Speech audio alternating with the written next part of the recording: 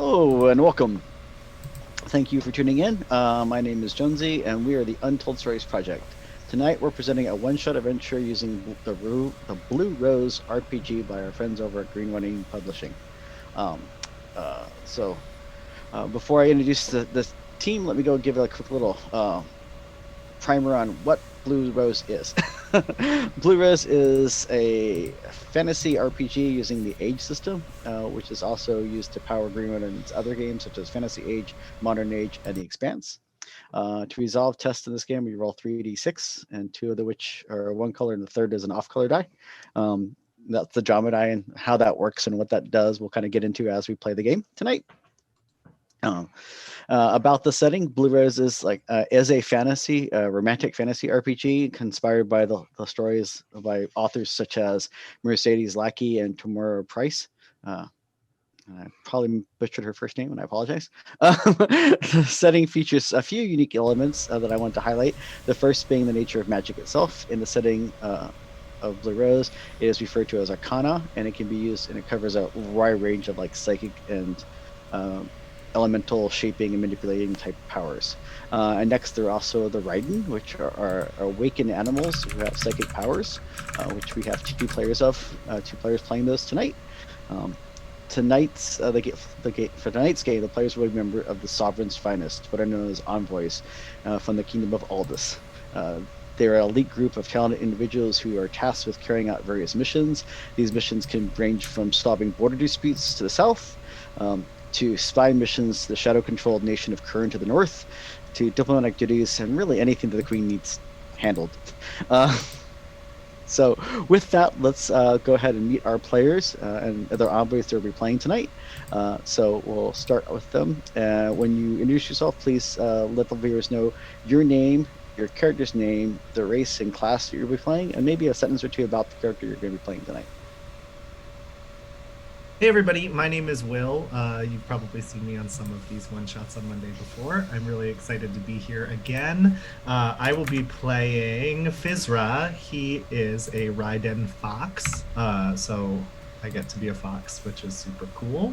I'm an expert, which, correct me if I'm wrong, but I'm pretty sure it's rogue-like in this game, or at least I'm going to be playing him that way.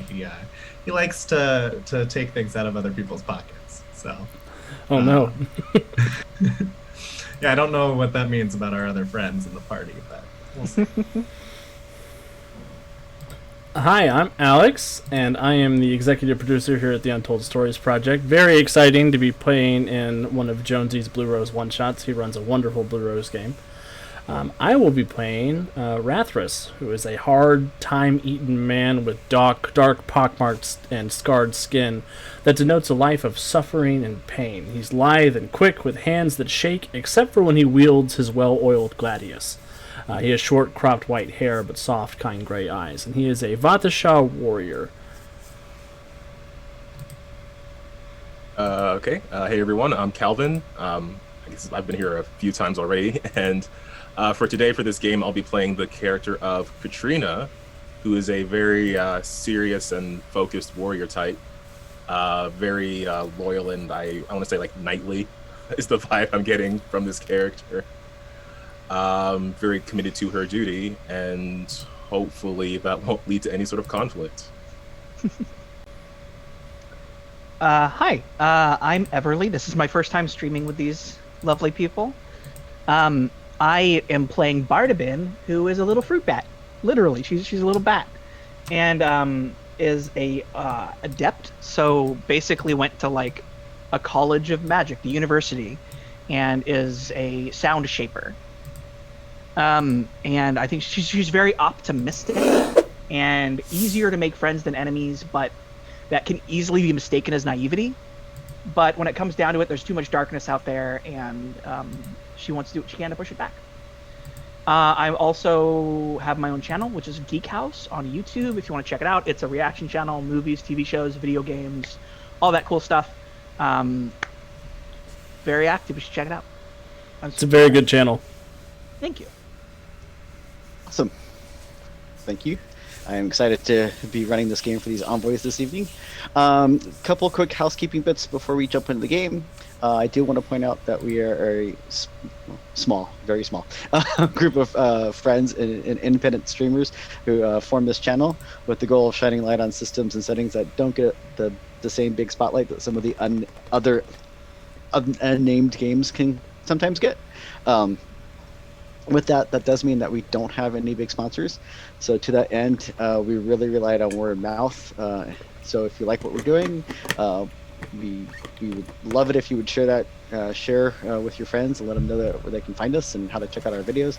And for tonight's stream, we are going to be doing a cool thing for players. If you do happen to follow or subscribe or resubscribe tonight, you can help out the envoys or help out the forces of shadow, which I will be controlling by doing so. Whenever you sub or resub or follow, we'll be adding points to a couple pools, dice pools that they can tap into to do some cool stuff with their dice. So with that, we'll go ahead and jump on in. That being said, Geek House and Xenobic, who would you like to give your point to for following? Oh man, do I want to be a jerk and give it to Jonesy? I do. Do it. I'm giving my point to Jonesy. Do it. Sweet. And we'll find out when Xenobic says, I guess. So yeah, if you do end up following or liking or subscribing and are just let us know in chat. You know, if you want to give the Queen's favor to the players or aid the shadow. With that, let's dive in. As I mentioned, you are envoys, so you currently work for the Queen of Aldis and doing whatever missions she needs you to do. You're a part of an organization, so there's several different groups of envoys out doing various tasks at any given time. Currently, we find your team of envoys tasked with traveling with Noreen, Vata, child of a wealthy family from of Aldis, who's traveling to the neighboring nation of Rezea, where she'll be reunited with her betrothal. She is currently betrothed to the prince of that region, named Ram, and they will soon be married. Since the journey is in summertime, it can take quite a while to get there, and there's various hazards that may pop up along the way. You've been tasked to escorting her. The hopes is that since she is from a well-to-do family in Aldis, that this marriage will help strengthen ties of friendship and understanding between the two nations. And the kingdoms already get along, but you know, more the merrier, and the stronger the ties, the better. So currently we find you on the road, handling through the northern regions of Aldis. And along with the four of you and her, there is also Yana, her ride-bound horse. So she has actually ride-bounded to this horse, which means that they have a permanent psychic connection, and that they watch out for each other. So, with that, was there any questions about their current mission? So our job is to protect them and guide and get them there? Yes, your sure. job is to get them from where they're at to. You're going to be going north to the mountains, which are notorious for bandits and other things along the way. Cool. And I'm sorry, can I just clarify? Sure. Ride den is different than ride bound, so the horse we cannot understand. Yeah. So yes, and I should point out most of this first-time players for Blue, so they're going to be asking questions, which is great. The riding is the horse is a riding.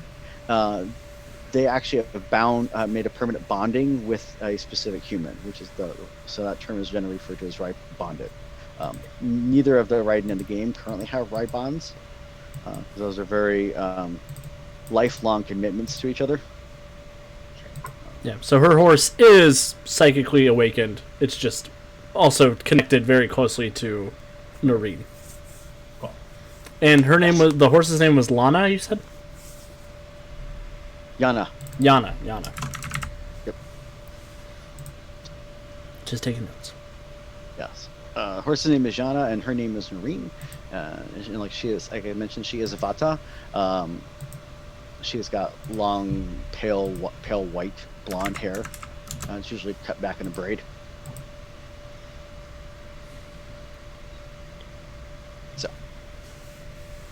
So, like, how are we traveling? Just like are we on So- like, carts or something, or horseback, or? So she's traveling on horseback. She's traveling Yeah. on her Brybon. Now, as far as the bat and the fox, I'll leave that up to them. Now, as far as the two-legged folk, you have the choice of either huffing it on foot, or if you want to use horses, you definitely, the queen would have provided you with horses. I would like to ride a horse. Yeah, just because I would think that's faster and easier, but mostly faster. We generally, the bat has a habit of perching on someone. Yeah, after a while. that's what I was thinking. I probably, because I could fly, but that's tiring to keep up with everybody. So I probably just do small bursts of flight. But generally, I'm perched on whoever is lucky/unlucky enough to be chosen for that moment. So Which now we'll say is Alex's character. Cool. Rathras. Rathis, thank you. So now the fox is small enough that he could also be on a horse too, or they could actually have rigged a saddle so that you can sit in one. It's not uncommon. I mean, with I as think many I'm awakened actually, animals. it's good to know that that's there, but I think I'm gonna take, as long as they're not trotting pretty fast, I'm gonna take the front and just kind of walk in front of them. Okay. I love the idea of a fox sidecar. I think that'd be fun. So yeah, we can have one of the horses could be, one of the pack. You can also have a pack horse that's carrying supplies and also has a sidecar for you when you decide to take a break. Awesome. So, with that said, since you are envoys and you have all worked together for a while, the Raiden can only normally communicate psychically, unless they're around a specific magic item, arcane item, such as a speaking stone. Your party have established a rapport amongst each other, so you guys can communicate freely, unless something happens. Perfect. Just so you know. Yeah. So Well, I just kind of perch like a bat, so I'm more like clinging to Rathis's shoulder and just kind of watching the world go by and trying not to get jostled by the horse.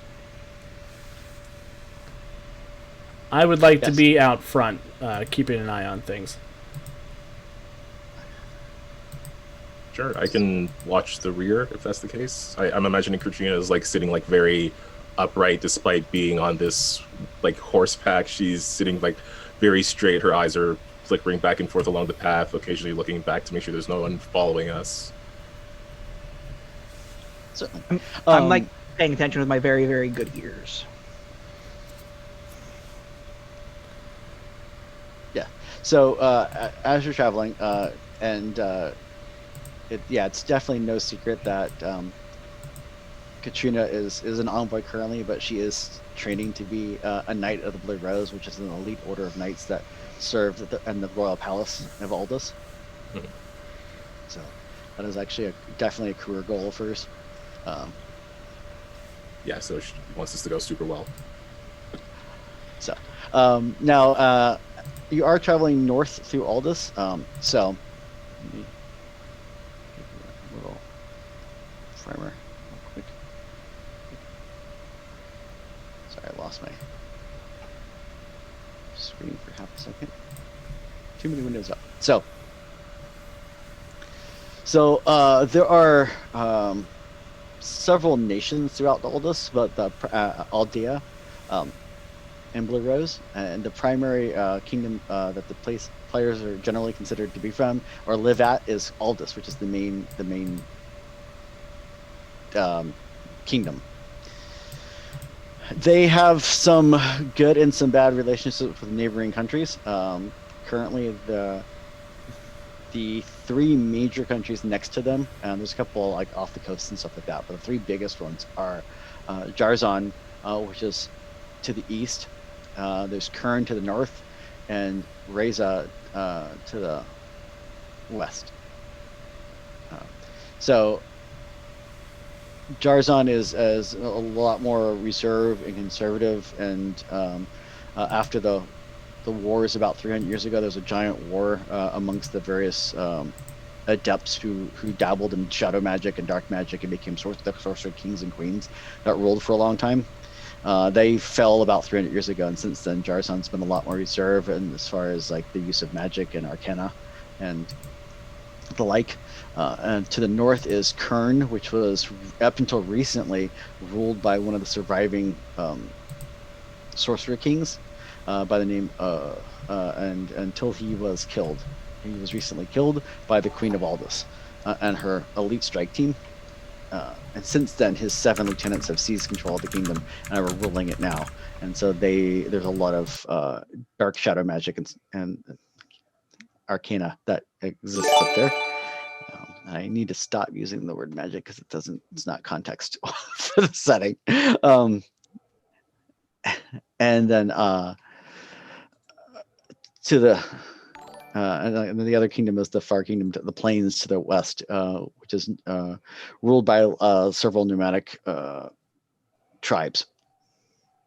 Between the kingdom of Aldis and the kingdom to the west is a section of mountains known as the Icebinder Mountains. They are rather treacherous and difficult to traverse, but there are some stable mountain passes that are generally used, and along that lines, the Icebinder Mountains, especially in the springtime and summertime, are known to get travelers waylaid. With that in mind, is there anything that your team wants to do specifically before you start traversing the mountain passes? Yeah, I'm just telling everyone to keep a close look on these northern mountain passes. There are bandits here often. This is a dangerous place. Can I look and see like if there are any tracks or anything? Certainly. So to do that, we're going to make a first test of the night. So in order to do a test, you're going to roll 3d6, and we're also going to add your attribute and a focus if you have the appropriate focus. Focuses aren't required to make the test, but if you have it, they give you bonuses. So in this case, it's going to be a perception. Is this for everyone or just for him? For our scout who's looking for tracks. Rathras? Okay. Yes. I'm just keeping an ear out and just chilling up there. I'm sorry, was that Rathras or was that me? Should be you, Will. Okay. And do I use the tracking bonus or do I? Yes. So you can go ahead and use the tracking focus. Since we're using Roll20, yeah, just hit the roll tracking thing. It should give us. So I got a total of 15. Okay. Cool. So so you made the roll. You rolled. Got a 15 with the bonuses on the dice because there's a 3d6 system. You end up rolling a 1, a 5, and a 4. Since none of them are doubles, doubles are what will trigger stunts if it's successful. So there are no stunt points for this test. But with that, you do see some recent tracks through the edges of the snow. Even though it's summer, the mountains get pretty high and snow does still cling to them early in the summer. You do see some tracks that there obviously someone has come through here recently. So there are definitely people who have been active. going off and on the road, things like that. You probably spot with a 15. I'll say that you even can probably narrow it down to probably a half a dozen or so. Okay. I will telepathically let my friends know just that there's some stuff around that we need to be wary of in terms of fighting or going in a different direction. It's not bears I'm worried about. What are you worried about? It's bandits. Servants of right. Kern coming down this way through the ice binders. I mean, do you really think anyone's going to cause us problems? I'm sure it's going to be fine. Right? I'm sure. Yeah, I'm sure. I'd rather be prepared for that sort of thing either way. Oh, right. Yeah, of course. I appreciate your optimism, little one. Just be wary. Right. Do you want me to, like, go up and take a look around? Just get a bat's eye view of things? I think that would help, yeah. I think that's a great idea. Okay. I kind of scramble up his hair a little bit to get a better perch, which, you got a bat crawling in your hair. Ow. And then I flap, and I take off, and I'm going to fly up a bit, and I'm going to circle a little bit, and I'm going to try to get as much of a, help the scouting as much as I can. Certainly. Yeah, and Jonesy, before we go on, I just want to say thank you so much to Death's Kittens, or Oh my god, Death's yeah. Kitten, for 6 gift subs and a regular sub. Whoa. And a follow, and they wanted to put their points. They said to Will/Fizra, so I think those 19 stunt points go in the player pile. Okay then. Awesome. Yeah. It's gonna be a learning experience. But thank you so much. We really can we draw- appreciate it. How do those work? Can we just draw on them? They're not conviction, right? They're just like, if we have a stunt, we can add them to the stunt, or we can use them as stunts, or... So what we're gonna do for this stream tonight is anytime you make a successful test, you can add them to your. You can use them as stunt points. So as long as it's successful. So if you do generate stunt points, you can use those in addition to the stunt points you generated from the test, or if you don't generate stunt points on the test, those are still floating points that you can dip into. Okay, cool. So yeah, I'm going to fly up and take a look around. Cool. So with that, go ahead and make me a perception test. So I just click on the attribute perception? So and if you have the focus seeing focus, you can click on that. I do not. I have flying. That's not going to help me. No. So since you don't have a focus on, so the Roll20 sheet, just click on the actual stat. Ooh. So, and what did we get? I got a 15 and total's 15, and it looks like it's a crit. Yeah. So you rolled. It should actually be 16. Looks like you have a point of fatigue on your sheet on accident. So we'll turn that off.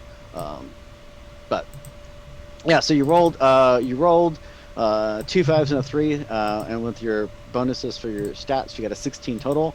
But since you did roll doubles, you do, and it's successful. So you have generated 3 stunt points that you can use. Would these be exploration? Okay, exploration stunts. Yes, they would. So the stunts are kind of broken down in kind of categories. So there's exploration, role-playing, combat, and there's also Arcana stunts for those who use Arcana.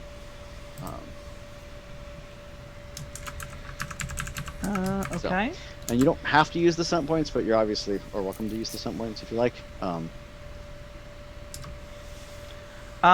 If I notice anything, I would like to use my 3 stun points for that makes me wonder to pick up additional details about whatever I possibly spot. Okay, so up ahead, you see that the path kind of goes up a little bit around a curve, and you see that there is an outcropping, and you see that you do actually spot a silhouette of someone. With that makes me wonder. You get a better you swoop down a little bit and get a better look at it, and you definitely spot there are 2 bandits looking at acting as lookouts farther down the road. How far does my telepathy work? Can I contact the party from here, or do I have to fly back? You can contact them from here. Okay, so I reach out to them and I go, so there's some people up here and they do not look friendly. I think you might be right. These are definitely, they're no good ones. There's some bandits up here. They're behind this rock, and I kind of fly above the rock a little bit so that they know which one I'm talking about. Even if to the bandits there's, yeah. I signal so they know where it is. And there's other people watching too, but they're like, we're watching on the big TV, so I can't chat, but woo! Good looking out, little one. Everyone prepare, we're going to ambush these bandits. So. And thank you, Anonymous Gifter, for another tier 1 sub. Wow.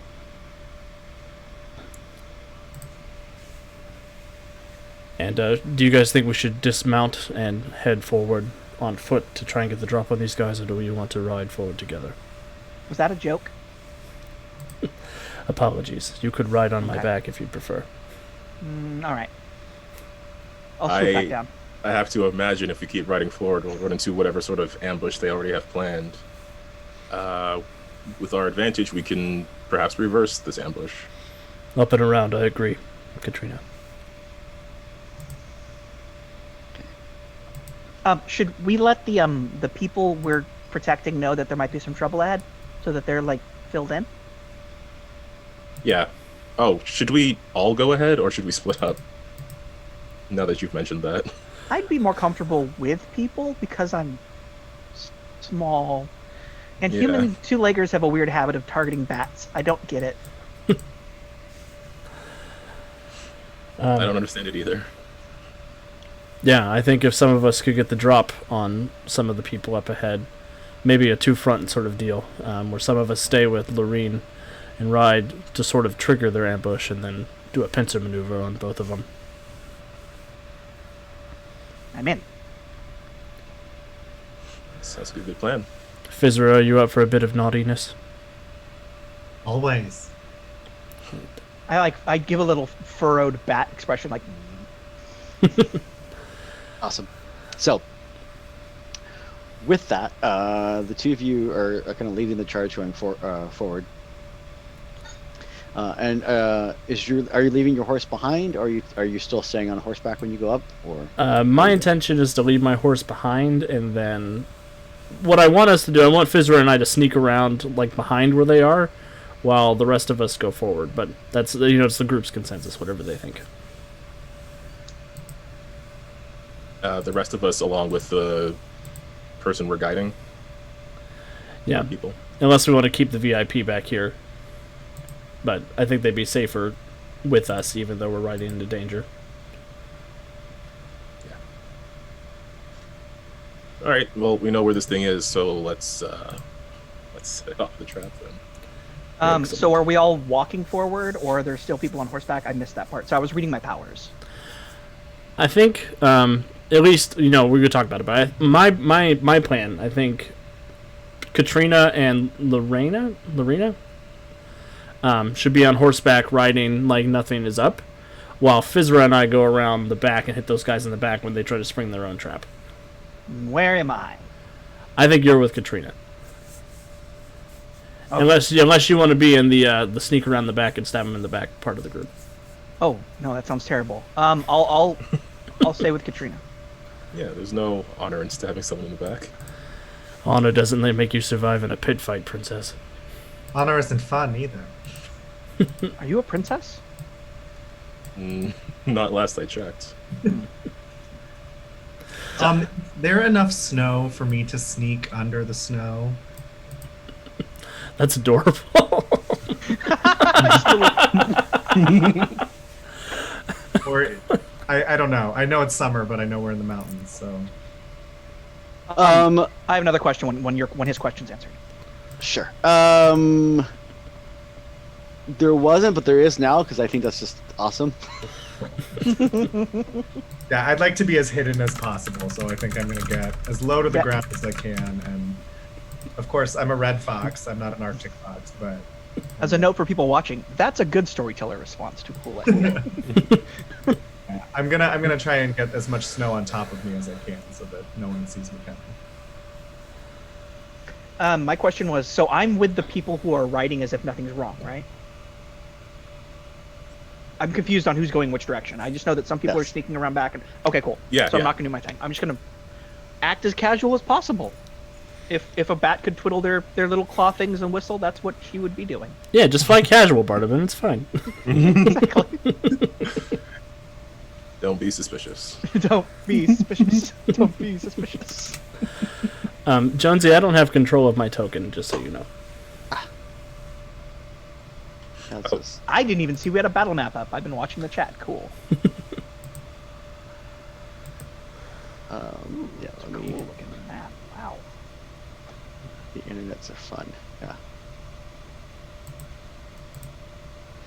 Ooh, I can pop out the chat. Makes it easier. You can pop out the chat? What? In Twitch, yeah.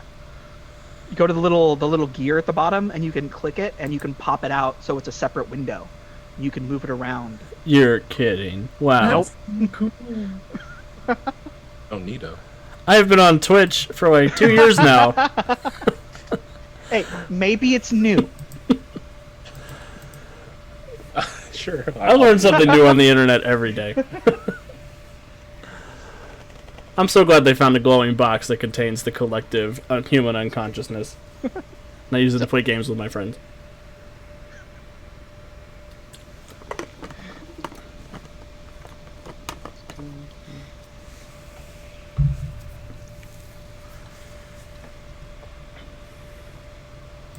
Can you test your token now? Let's see if you.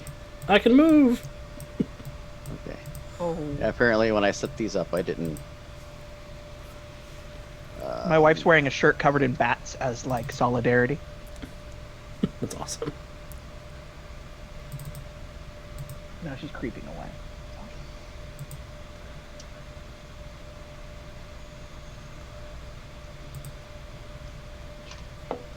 There we go. Fixed. Yay. So, as you guys are sneaking around, I will need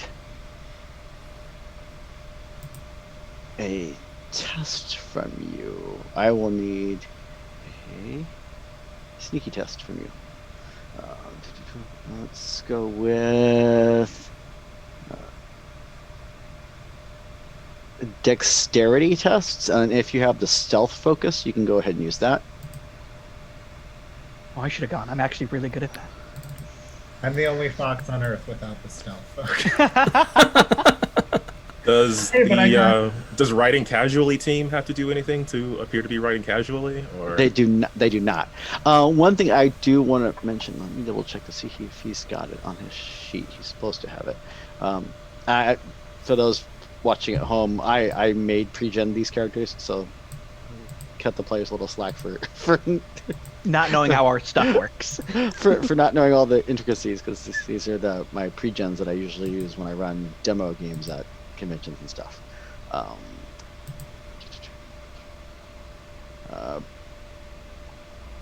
And adding stuff to Roll20 and all that fun stuff. For the record, Fizra got a 20 on his stealth check, so like, don't even need the focus. And 5 stunt points. I was feeling good with my 15. He just cloaks like the Predator. He's just gone. Because I'm under the snow, yeah. Yeah. They never saw me coming. Yeah. And if you want, you can, if there's a exploration stunt that makes sense for you, definitely welcome to have it. And also, we can also do something thematic with the snow and that too. So,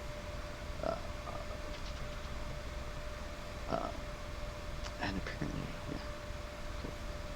Sure, he's got all the stuff set up. With that, what would you like? You two are going, and with a 20, you're. There's a fox. There was a fox. Do you have a fox with you? He Show is off. gone. Now, Rathus, you got a 15, so you too are, blending in and disappearing in the snow-covered terrain. And as you kind of scout around, you see up ahead, hiding in some bushes and the like, are 3 brigands waiting to ambush you. Brigands. That's even worse than bandits, Mm-hmm. These are bandits with a job. right? So they were hiding in the bushes over on the edge of the road, waiting for a group of you to come forward. You also note that there are a couple more hiding off to the. So the road kind of goes north, and then also there's a small little splinter road that goes to the east, and that leads to like a little cave area.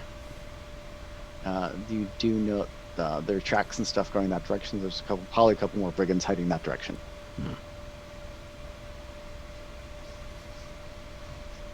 I was just going over these exploration stunts. Can I use the upper hand for this? You totally can. So why don't you let the other players know what that does? Awesome. It says the upper hand. If your discoveries lead to combat within a moment or two, you receive a +3 bonus on your initiative roll. And it still gives me enough. I still have a leftover point, so I could use advantageous positioning as well if I wanted. So Yes. Now, Rathus, you did not score any stunt points on your roll, Correct. but there is more than a couple stunt points in the pool. If you wanted to dip into the pool and do the same thing, you don't have to, but I'm just as an option. I'm okay for right now. So, Can we sort of decide where we are in the event of a situation breaking out? Yeah, so I do. So for the players at home, because they can't see it, I do have like a rough little map kind of drawn out. But this game doesn't really focus a lot on technical. I can move 6 squares and kind of thing. There is some movement and stuff, and you can use battle maps with them, but it's not like hard and fast rule. So yeah, you the two of you with those rolls can totally get up and around behind these brigands. We're gonna jump on this guy and we're gonna ruin his day, Fizra. sounds like fun to me. I need to remember I don't need to whisper because we can communicate telepathically.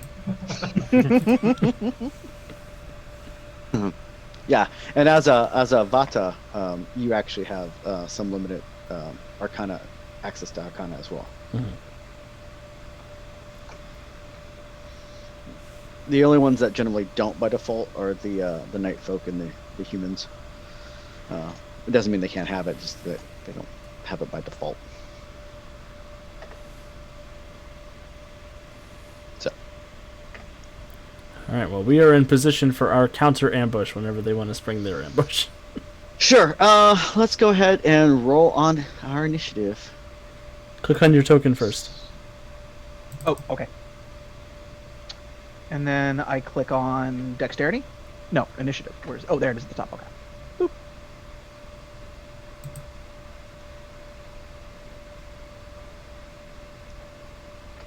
And if memory serves correctly, it doesn't matter if you get stunt points in initiative?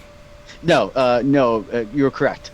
Stunt points are only triggered on a successful test, and since there's no target number for initiative, there's no success or fail, so it doesn't trigger stunt points. Cool. Makes sense. Now, occasionally I'll use stunt points, whatever results in the stunt points. If I get a tie or something, I use it as the tiebreaker to know who should go first. And what did you get, Fizrin? I got a total of 13, but I've already updated the initiative to show 16. Yeah, because you got the bonuses for the stunt. Awesome. Nice. Beat me to it.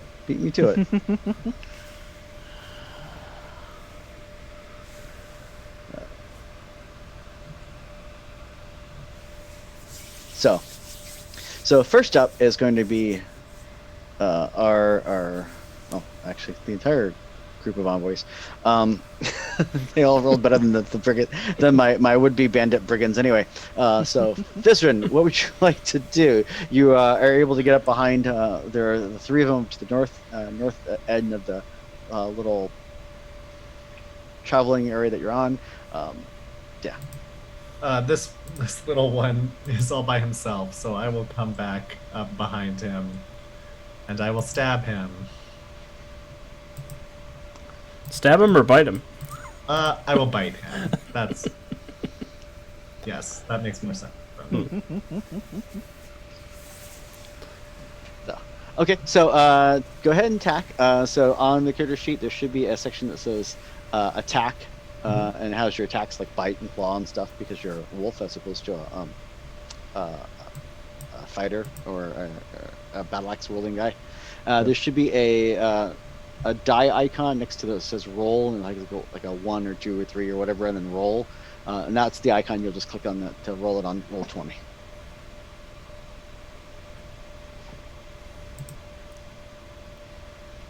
And then if it's successful, then there's another damage roll that you'll make after that.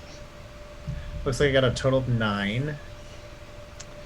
9. So gonna compare that to the defense of my bandits. The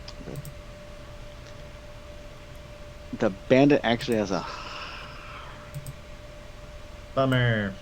higher defense, but I'm actually going to give you a circumstance bonus for being sneaky and surprising him, and him being off guard.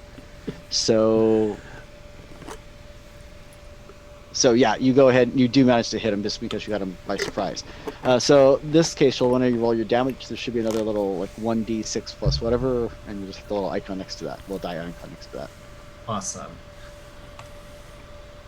So that says 2. And then I also have a power called Pinpoint Attack. Okay.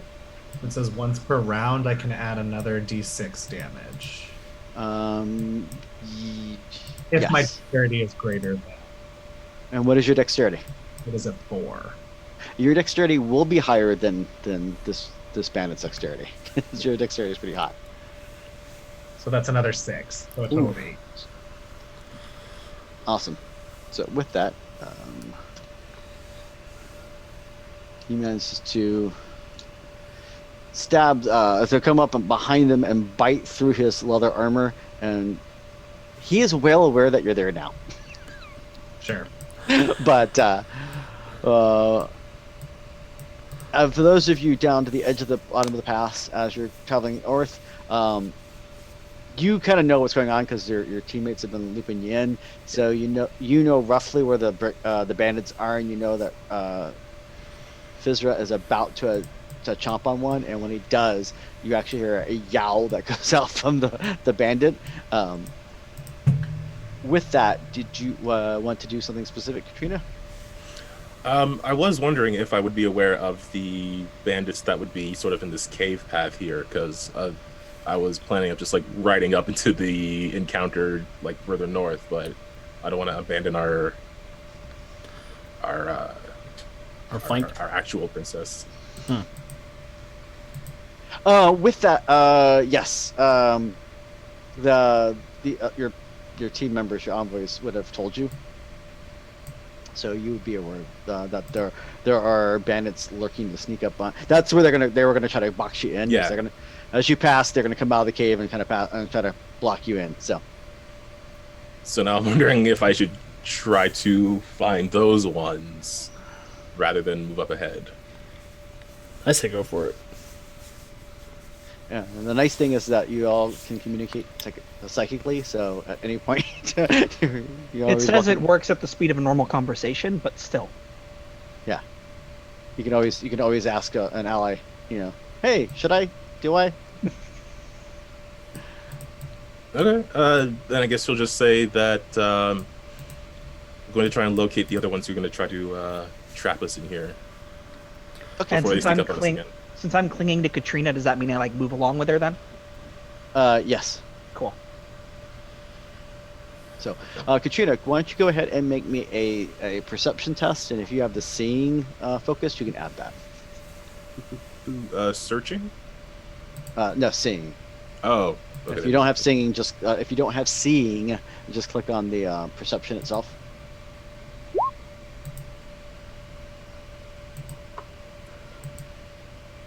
Sweet. Some stun points there. Yes. So you got a total of 10 with 3 stunt points. Since you knew kind of what to look out for, that is a success. So with that, you can definitely get the upper hand as well, and definitely be on the guard. So. Oh yeah. And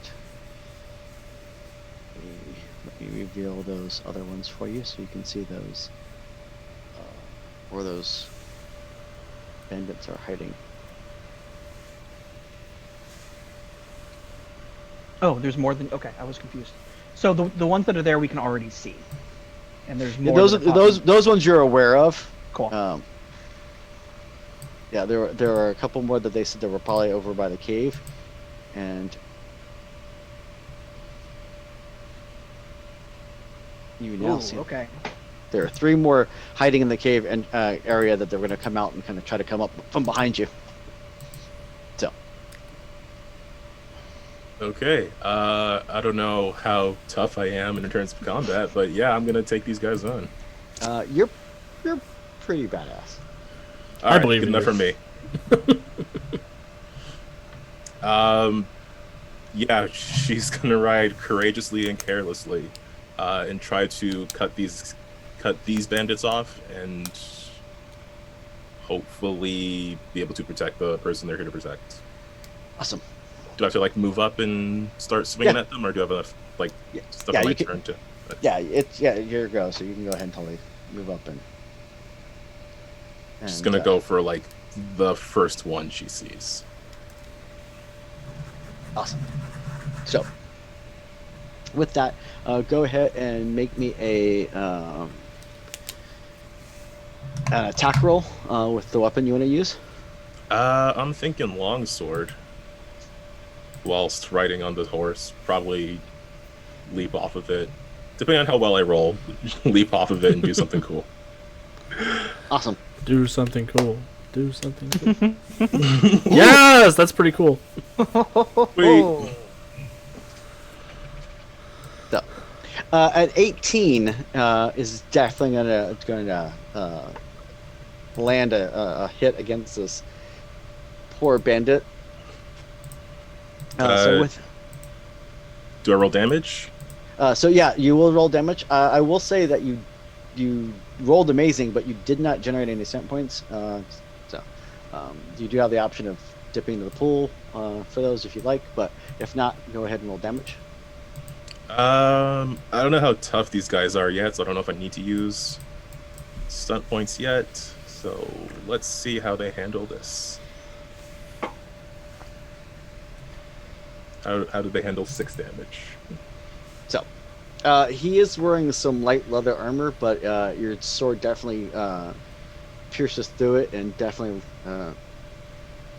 leaves him a little worse for wear. So, but he's still up. Bardabin, what would you like to do?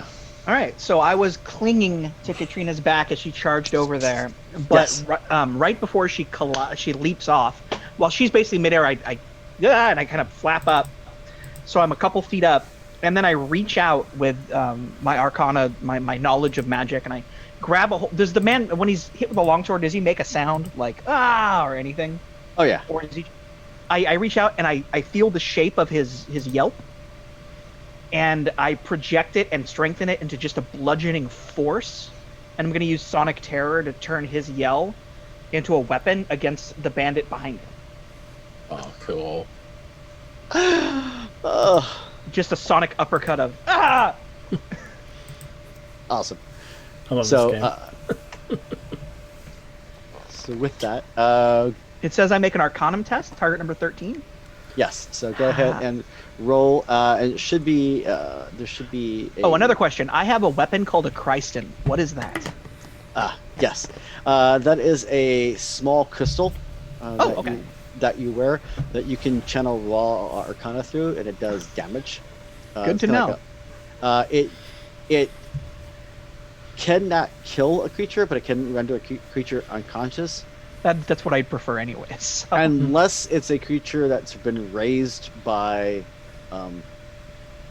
dark sorcery, such as the undead, then it actually can obliterate them. Cool.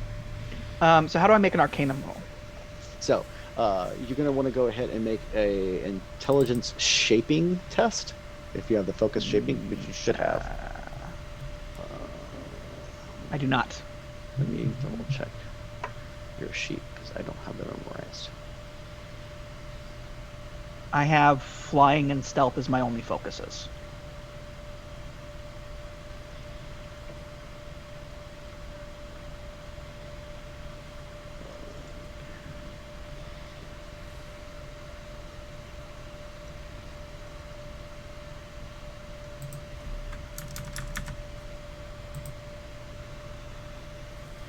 Yeah, so go ahead and make it an intelligence check.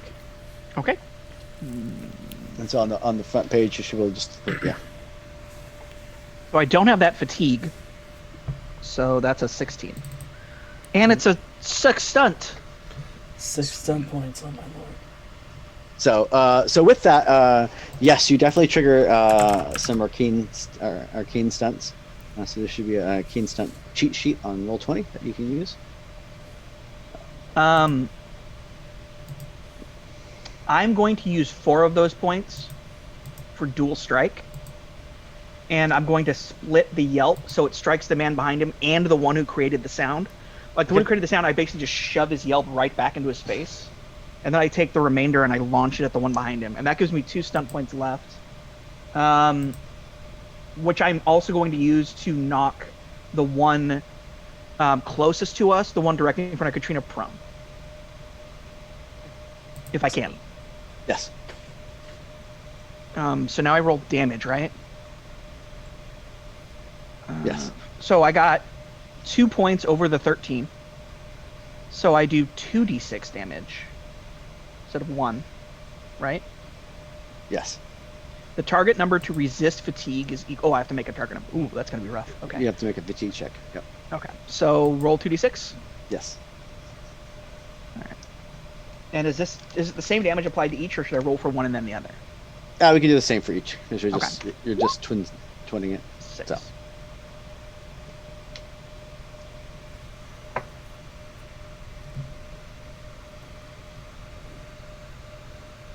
I think my outcome's 2 points, right? Because I rolled a 16 and Yes. target number's 13. Okay.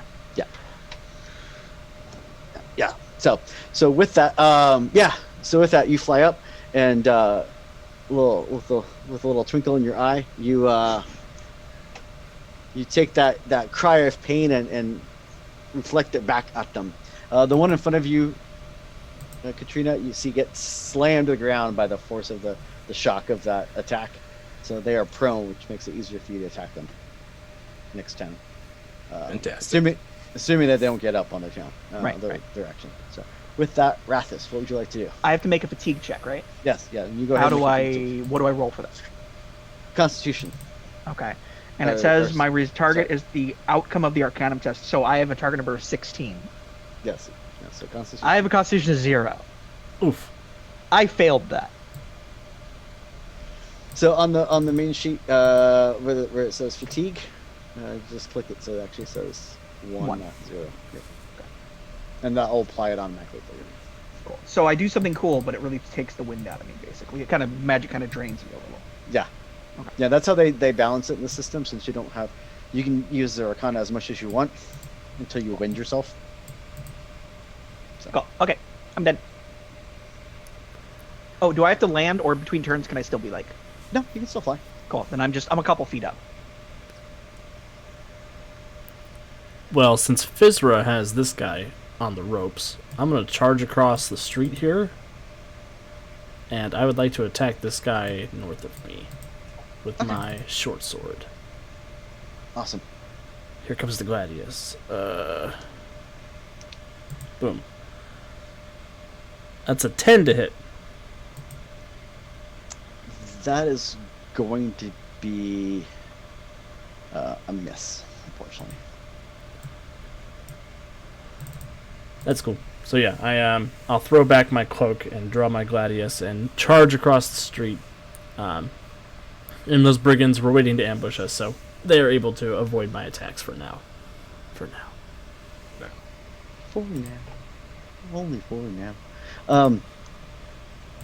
So with that, the bandits would like to retaliate because they don't like that. It's a good choice. And they are going to attack. There are two of them that are near Rathus, so they're going to both attack Rathus. What is your defense? My defense is a 12. And they both swing and miss. You quickly duck and weave and parry their attacks, and they both, miss you. There is one really close to that Fizrin just bit, and he's gonna attack, trying to spin around and try to attack you. What is your defense? 14. And again, whiff and a miss. Your boys would have lasted in the fighting pits. No, they wouldn't have. They would have fed you to the lions in the first round.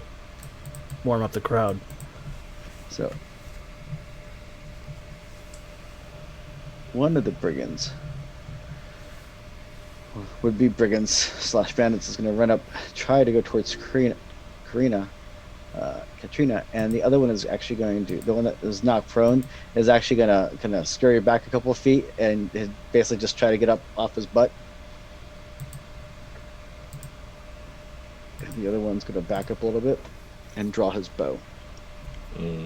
That's cheating. No!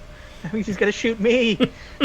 So the one swings at Katrina and gets a 10. I'm guessing that's lower than your defense. My defense is 14. Clang! Yep, misses. Or blocks, or however you want to. Just swing around, and I don't know if I'm carrying a shield. If not, I could just block with the longsword itself. Awesome. So yeah, that was their go, and they were very effective, as you can see. I have a rules question. How does fatigue go away? How long does it take for fatigue levels to drop? And what are the penalties for the fatigue levels? Fatigue will give you minuses to your rolls until you basically burn yourself down. It can actually knock you out. Okay. And it will go basically out of combat. It goes away. Okay, I wasn't sure if it was okay, that one fatigue's 24 hours, or that's what I wanted to make sure. Yeah, not that, nothing that extreme. So Cool. Fizrin. That would change my plans. Yeah. Now your Christen is not fatiguing, by the way. Fizrin, what would you like to do? Well, it worked so well the last time. I think I'm just gonna bite my friend here again. Awesome. Your friend does not like that. Bare my teeth and chomp. Just getting mauled by a fox. Will a 16 hit? Yeah, 16 will definitely hit. And okay, I'm going to use my pinpoint again. Yes. I rolled double ones, friends. So Oh no. maybe he was close to incapacitate it already, but probably not. Didn't take him out. Nope. No. Yeah, unfortunately, his armor kind of soaks up most of that attack.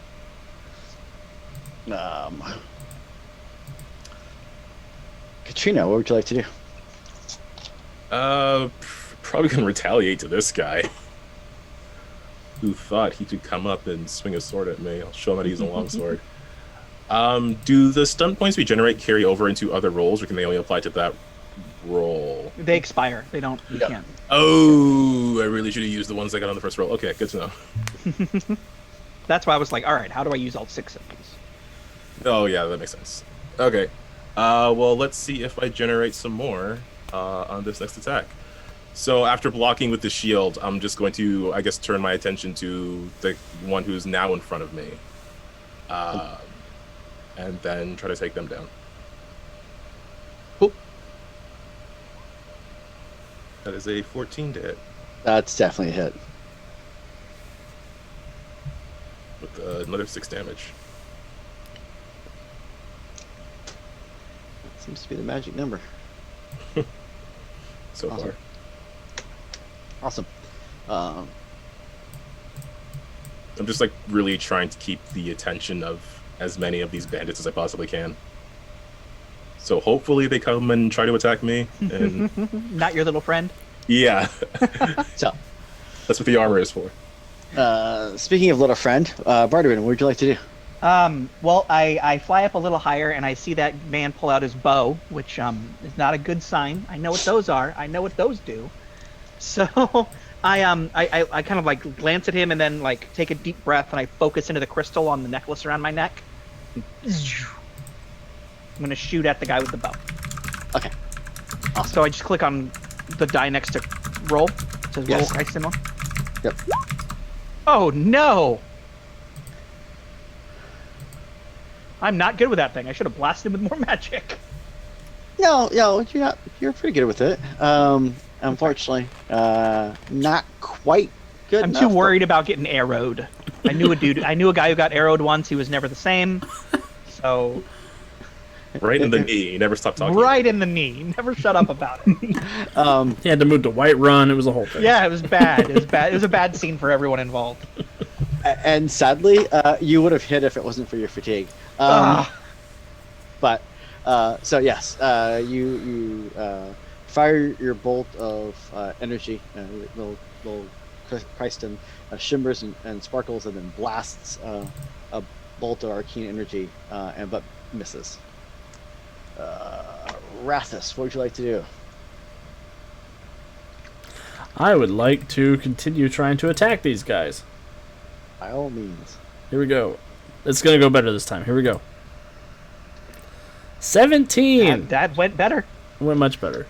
That's a hit. That's definitely a hit. Do you guys care if I dip into the pool of stunt points? Please feel free. We have plenty thanks to these amazing subscribers. Right? Okay. I would like to spend 4 on dual strike so I can hit both these guys. Awesome. And it is... it's the same attack roll for both, so I don't have to roll to hit again. Yeah, you would have hit both of them. And then I inflict normal damage on them. So is that 2 separate rolls of damage, or is that 1 roll and they both take the same amount of damage? For this, we can use the same roll because they're not. Okay. Yeah. Cool, here we go. 4 damage.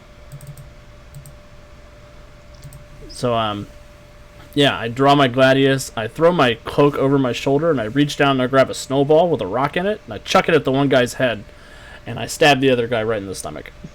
Sweet. Yeah.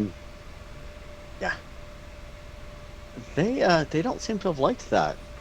They're grumpy that you attacked them like that. Yeah, I disrespected that one guy. I'd be mad too. Yeah, that snowball especially.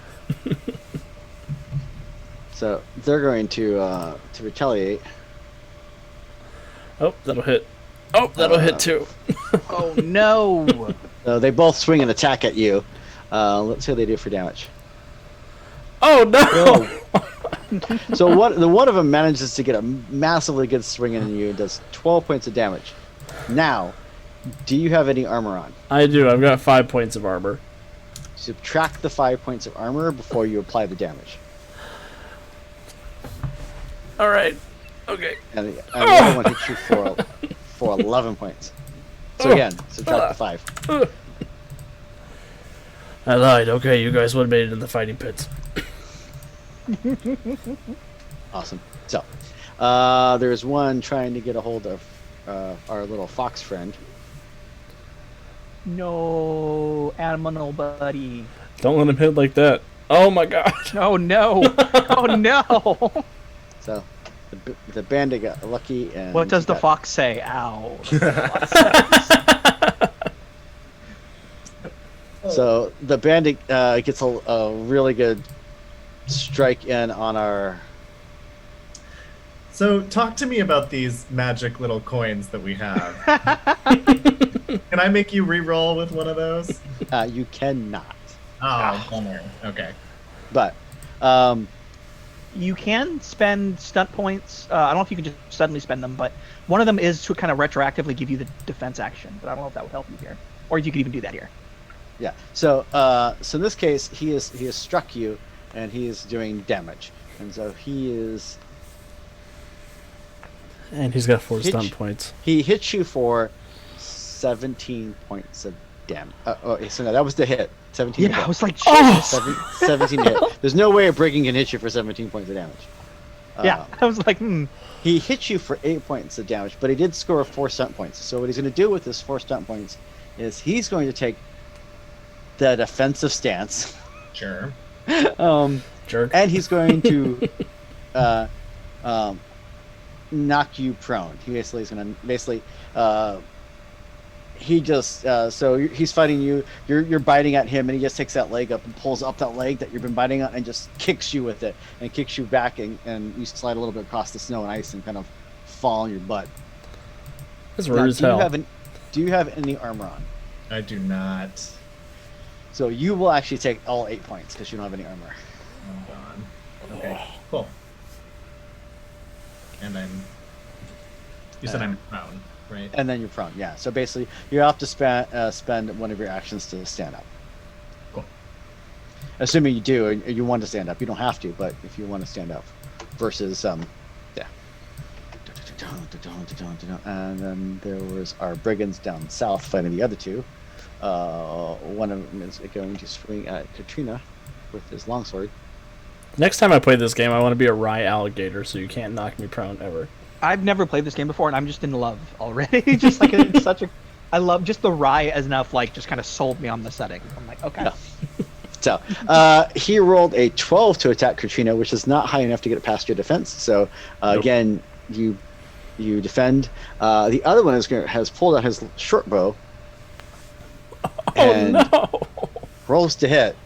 Was that me? So yes, I'm thinking that an 18 is going to be high That hits enough. me. That hits me. Okay. For 7, Pretty sure I don't have armor, so I will take that. and they don't score any stunt points. So, but that ends their round. The other one is kind of scurrying away. So, Fizrin, what would you like to do? All right. I am going to get up. You see me just spit out a tooth.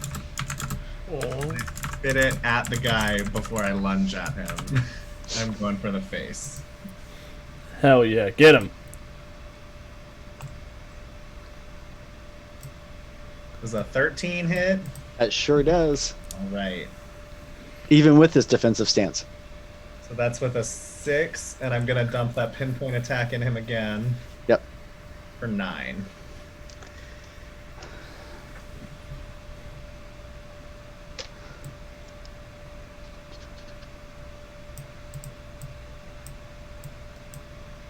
So with that brigand has been knocked unconscious. How do you take him down? I think I spit that tooth at him. I hope it hits him like right in the eye, and then I go right for the jugular, because I lost one of my teeth and I'm bummed. We'll get you a gold one. It'll look great. Yeah. Yeah, and then I hope as he falls backwards, I can tumble into the snow. Yes. So hidden again. Well, he drops. He's definitely down. Oh. He's not getting. Yeah. Yeah, these guys are stabbing me. Don't even worry about it, Fizra. They don't see you. So, Katrina, what would you like to do? All right, I gotta take this guy down. I'm just gonna swing at him with all the might I can muster. Awesome. Yeah. Does a 10 hit? 10 does not. Can I? I don't know if there's anything else I can do then. So, you can move if you want, or you can also, as a thing you can do. It's your choice, obviously, but you do have 3 conviction points. One of them you can spend one of them to get a surge action, which will let you do another attack. Yeah, Okay. take another major or minor action. You don't have to, but it's an option. So Yeah, no, I'll do that then. It's if I do that, it is a. Let me just look at it here. So it's another major. Okay, so I can do that, and then if that, depending on how that goes, I might use a minor action to go to guard up. But let me see how this attack goes first. awesome. With a swing. Another 10. Drat. Dang it! But I did get one stunt point. Let me see if I can do. Fortunately, though, it only generates stunt points are only active if you succeed on the test. Oh, yep, you're right. And- Okay, then I guess I'll just use my last minor action to. Yeah, I can't do anything to like taunt these guys or get their focus on me, right?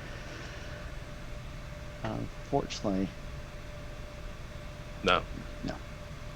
All right, then I'll just guard up, shift some of my attention to my defense. Bartabin, what would you like to do? Well, I get shot, and I'm very unhappy about that. So I let out like a little pained bat squeak. And I spiral a little higher into the air, and while the one who shot me, his bowstring is still twanging, like just as it's fresh, I reach out and I grab the vibrations of that twang, and I intensify it until the vibrations shake up his arm and into the core of his body. I'm doing Sonic Terror again. Awesome. Okay, so that's another intelligence roll. Yep. Oof. Wait, no, 13. 13 succeeds. That did it. But only 1d6 damage. So let's find out what I got. Because I can't just add stunt points to a non. You can if you use the ones from the pool. Normally That's what you I was can't, thinking about. but yeah, normally you can't. But since for the stream roll is yes, because you were. And we have how many of those left? Like 18? I used 4, so I think we have like 16, 16. maybe. I think. I'm going to use 4, and I'm going to do an extra 2d6 damage. Do it. Lethal blow.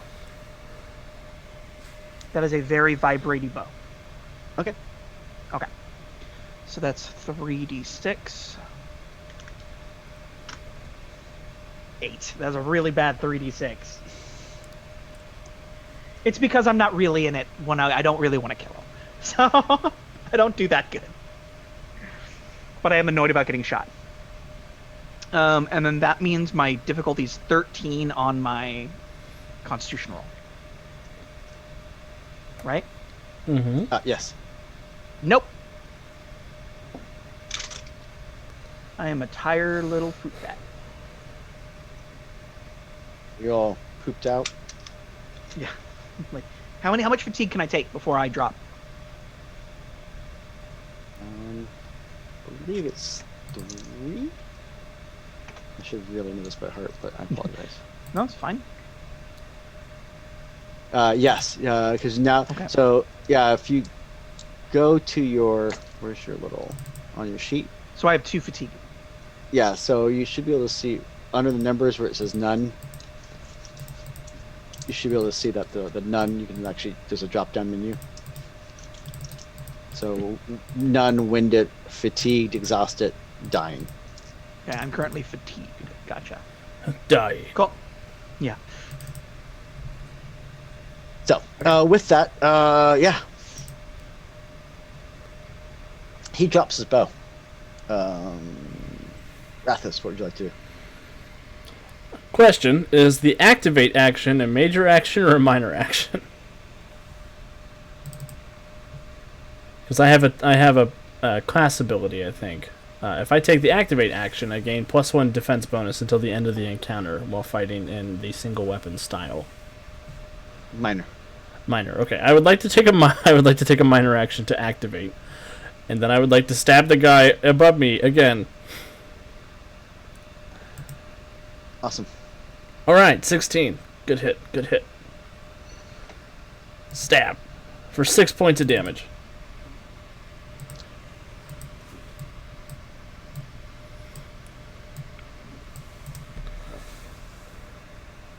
So with the, yeah.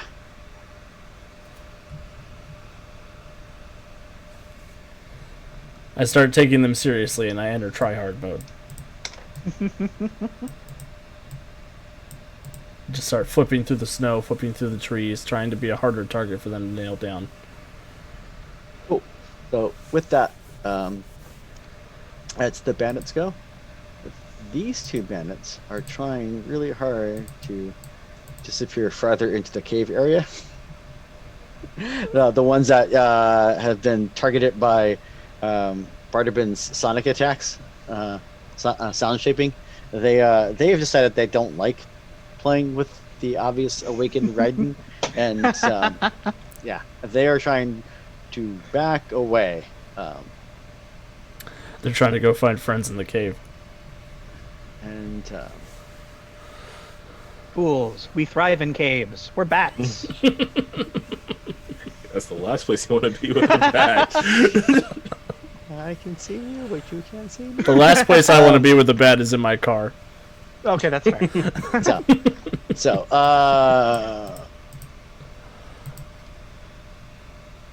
So, yeah, they're the other two that are so there's one currently engaging Katrina, and there's two others engaging Rathus. So the ones engaging Katrina is going to attack and hits. Yeah, even with my Defensive. yeah, this is still gonna hit. Yeah, for 9 points of damage. Armor check. of 5, so Yeah. 4 points. 4 goes through. Yep. And the other one's going to attack Rathus. It doesn't have to be like that, man. And does a very good job of attacking Rathus. 20 to hit! Yes, he rolls a 20. I rolled a yeah.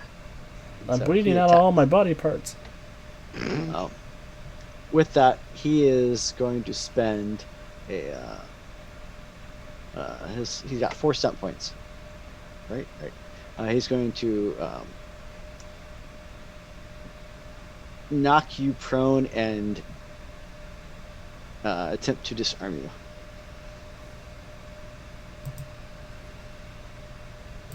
So I need you to make a opposed attack roll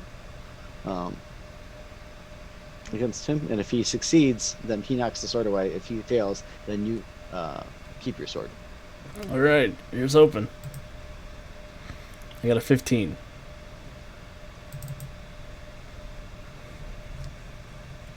Oh, God. And he got a 16. So with that, he actually manages to knock your sword out of your hand. It's alright, I don't need a weapon. I was making it too easy on him. But that is his go. Oh wait, I ticked you, but I didn't actually roll damage, did I? No, you did not roll damage. 5 points of damage. Ha! I've got 5 points of armor. Screw you, Bucko. Armor, So- that must be nice. So with that, yeah, he manages to knock you prone and knocks your weapon out of your hand. That's their go. And then his buddy stabs me while I'm on the ground. No, his buddy's actually trying to scramble for the sword. They want to keep you unarmed. I'm never unarmed. So, Fizrin, you see Rathus get knocked down by one of the brigands' lucky shots against him, and manages to knock his sword out of his hand. What would you like to do? That's no good. He's my best buddy. Hey, I best guess- best two-legged buddy. Oh, that's fine. Hey! This guy that I just downed, do I see like a dagger or anything that he might have dropped? Yeah, the bandits are armed with daggers. They have long swords and short bows. Cool. So I'm gonna pick up the dagger in my teeth and run over to this guy who's trying to pick up the sword. And I'm gonna try and take out his Achilles. Jesus.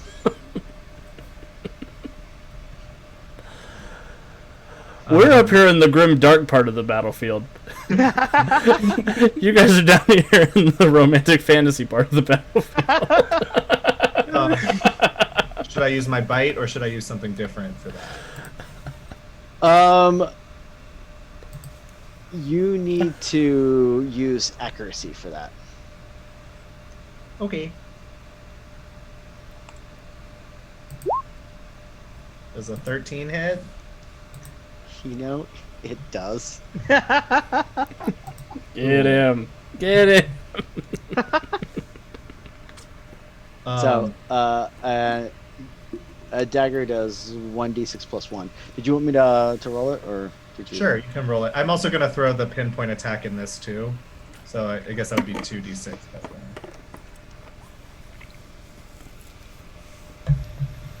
6 points.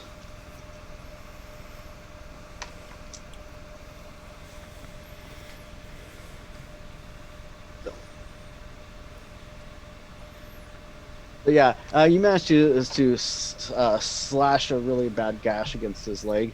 His breeches and leather armor seems to start taking a darker tone as they start soaking with blood.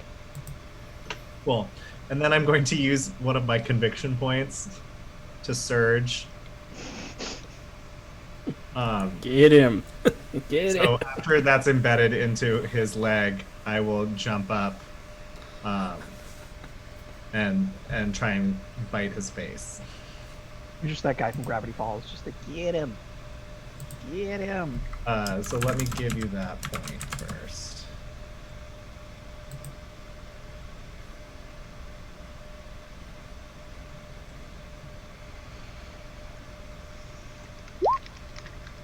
And then a 16 with a 6 stunt points. Okay. So I should probably look at what the stunts I want to be first, right? I guess I will. I will lethal blow him. Do it. I would suggest, Or it's up to you, obviously, but Okay. I would almost suggest dual strike or lightning attack. I'll dual strike. I think lightning attack requires a ranged, right? I'll dual strike and then mighty blow. Okay. So that is 2d6, I guess, right? On both of them. Yeah. So that's 9 to both.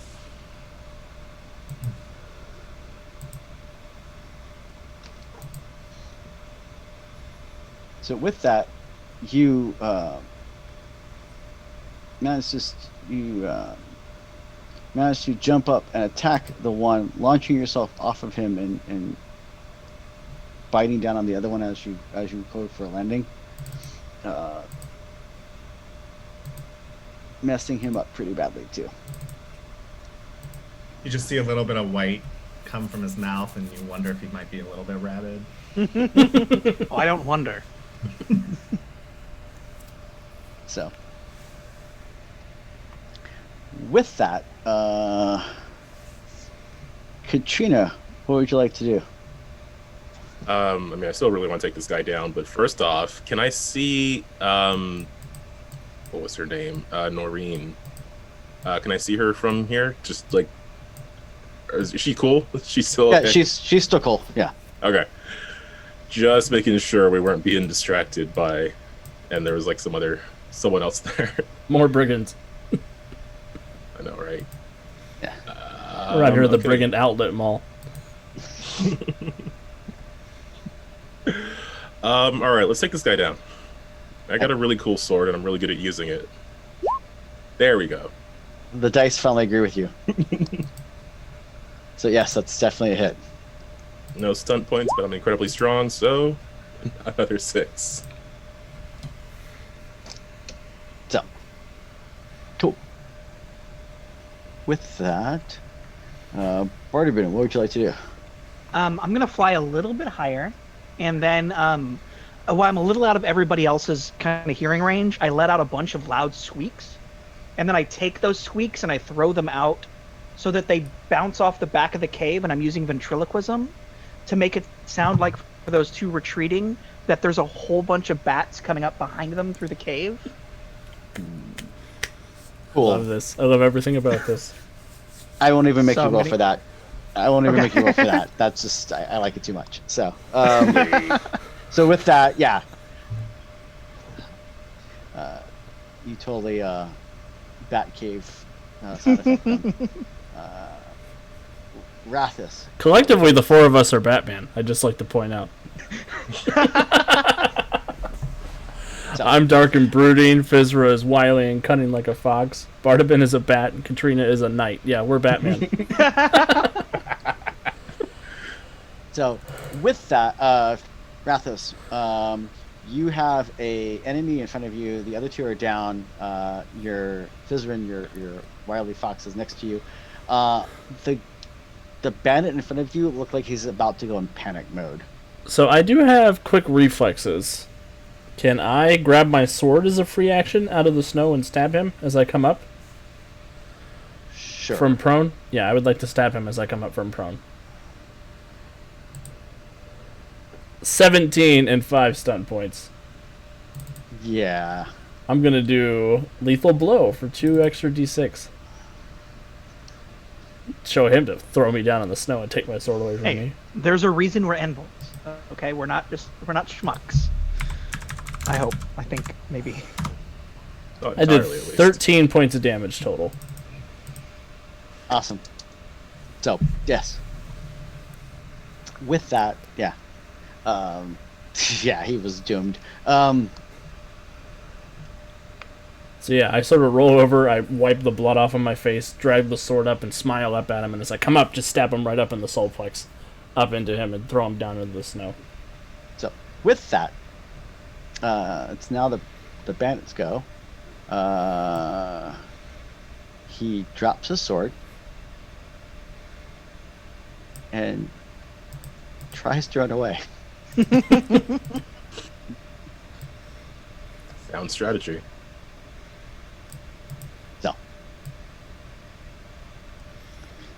So with that, that brigand's going to try to run away. Bravely done. Unless you're gonna try chasing them through the caves, the brigands are gonna try to leave the board unless you guys start trying. Oh, I was trying to scare them back towards us by all the bat sounds. That's what my attempt was, but. Okay, that's fair.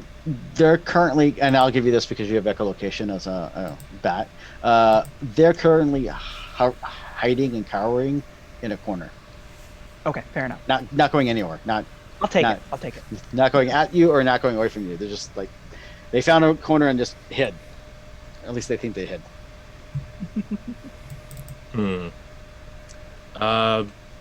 Would we be under the impression that these guys are working for anyone, or are they just like brigands of opportunity? Yeah, that's what I wanted to look at, see if they had any uniforms or markings. No, they're ragtag piecemeal armor that they've gotten from, different unlucky souls.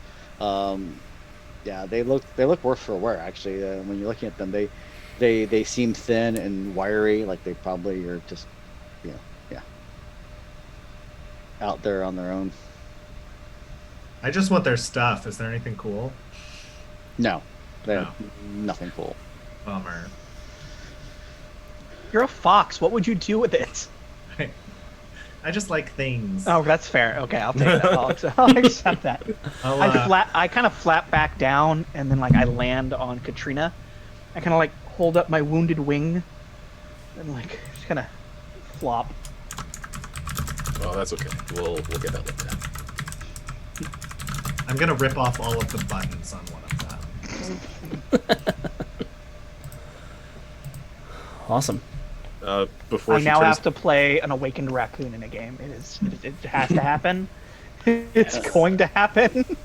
The raccoon stats might be coming in one of the upcoming books. Yes! I'm here for it. I love this game.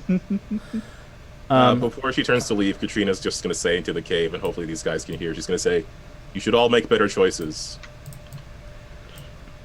And then she's just going to get going. Yeah, go get a job, you brigands. So with that, that was your first combat. Woo! In Blue Rose. So We survived. with that, you quickly get back to Noreen and make sure she's okay. She is. And as you approach, you see her horse had very much taken a kind of a battle stance and was ready for. Oh, right. It's an awakened horsey. That's right. Yeah, so he was ready for anyone to come try to do something stupid. So.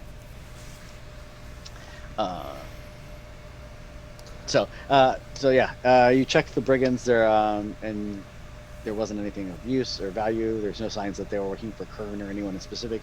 They were just brigands out to find and ambush some wayward travelers. So, Perfect. With that, you continue on your way. The terrain is somewhat more difficult from this point on, but eventually it kind of evens out into some footpaths. My fatigue and stuff goes away, and I get my health back. Or yeah, and you spend the next couple days traveling. As you descend out the mountain pass, another half day of travel takes you to the edge of the Ryzen camp. When you arrive at the camp, you meet with a commotion, a flurry of activity.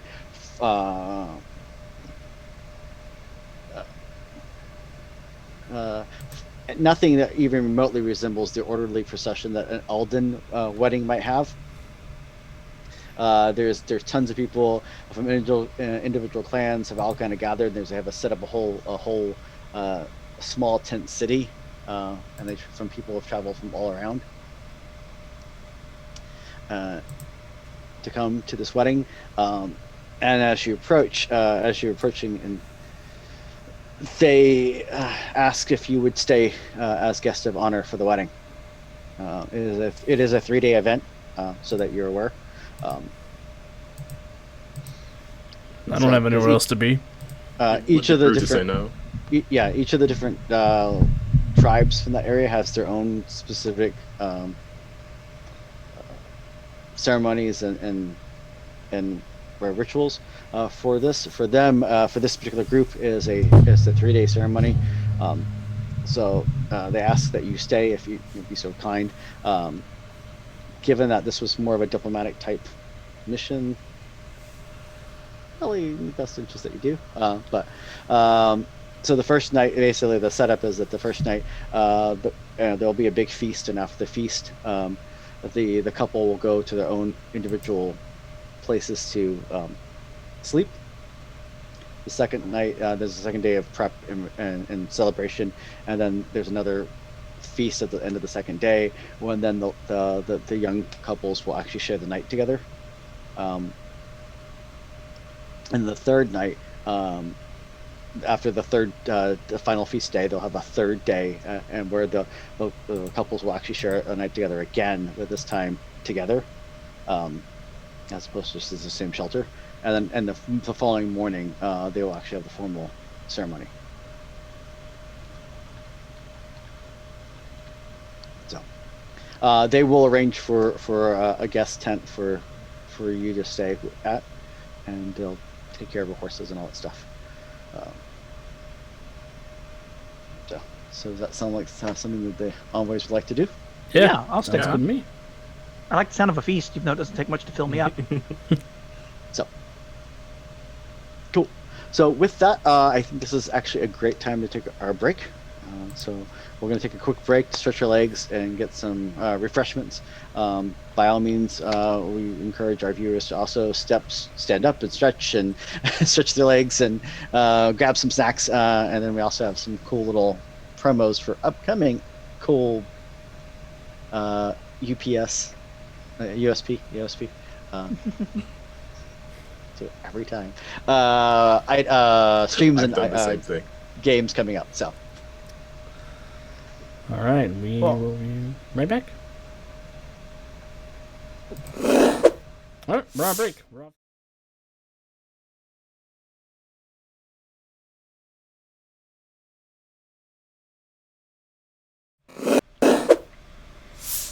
Hello, everyone. Thanks for hanging out with us. Thanks for we took a quick break, We appreciate it. We had to go get some drinks and refreshments and stuff. I think our places may have shifted somewhat, though, on the screen. Oh, let me see. Yeah. It's because Will hid his camera when he went away. Oh, whoops. That was my bad. It's okay. Let me go move us around. Don't pause So on my apparently- account, though. So apparently, I am now the Ryfox. That's a big responsibility. You get to decide what the fox says now. I'm still Bardabin, and honestly, that's all that matters. Yeah. Cal's in charge of the stream now. Oh no. You do not want that. Oh, I've seen your streams, Cal. You do a great job. Aw. I appreciate that. It sure doesn't feel like it from the other side, but I relate. I sympathize. So while Alex is doing that real quick for us, he's the man behind the tech. The envoys encountered a pack of bandits up in the Icebinder Mountains on their way to Rezea to go and escort Noreen to her betrothed. When arriving at the camp, they were asked to stay and participate in and witness the marriage. So they graciously said yes, and so we find our envoys at the camp, prepping for the upcoming marriage. With that,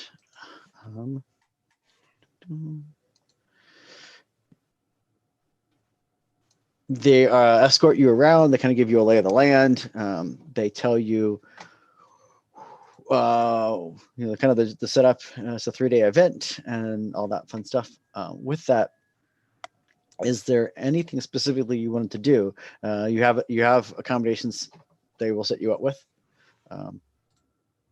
I look for fruit to eat, and that is literally about it. And I want to keep an eye on the betrothed from like far away. I just want to make sure everything's cool, and then no one's trying anything shady as best I can while I eat my grape. Awesome.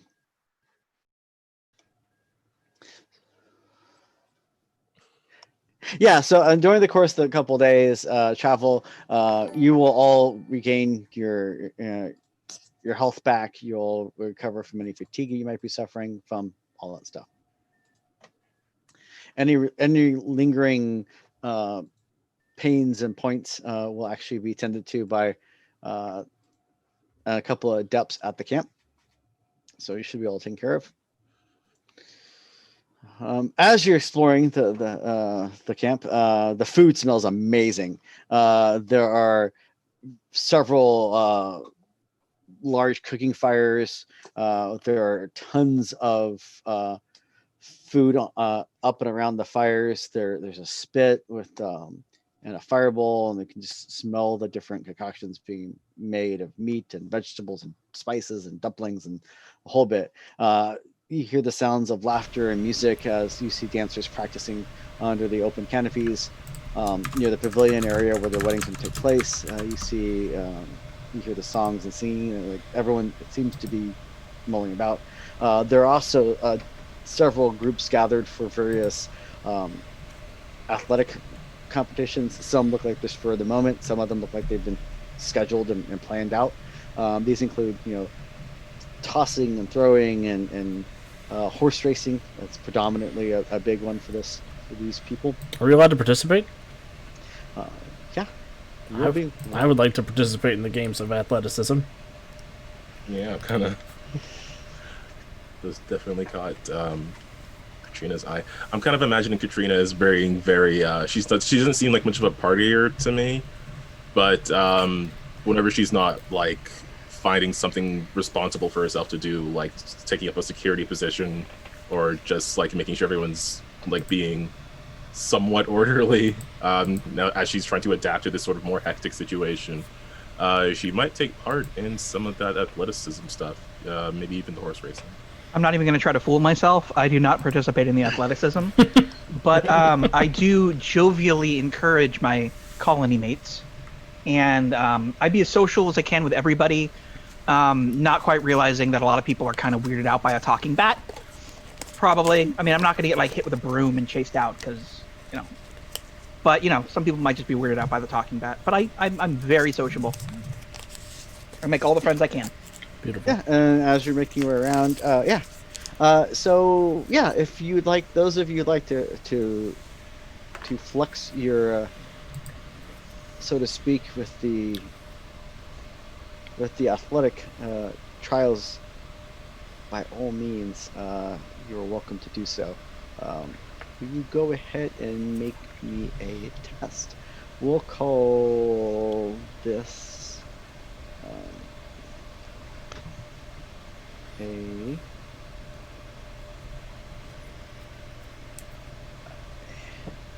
let's see what would be a good one. Go with well, I'll let you choose depending on what type of activity you want to do. If you're looking at like the racing and stuff like that, we'll go with a dexterity. If you're looking more for tests of endurance, we'll go with constitution. I'm gonna go with endurance. Can I call it a stamina test? Yeah. I got a 14 and two stunt points. I'm happy with that. Cool. Yeah. So with that, you do manage to go and they have a couple different contests of endurance and that as far as grabbing a big heavy rock, and actually it's a relay kind of race, but it's with weights, and how long you can keep going. And you do really well. You don't win this contest, but you definitely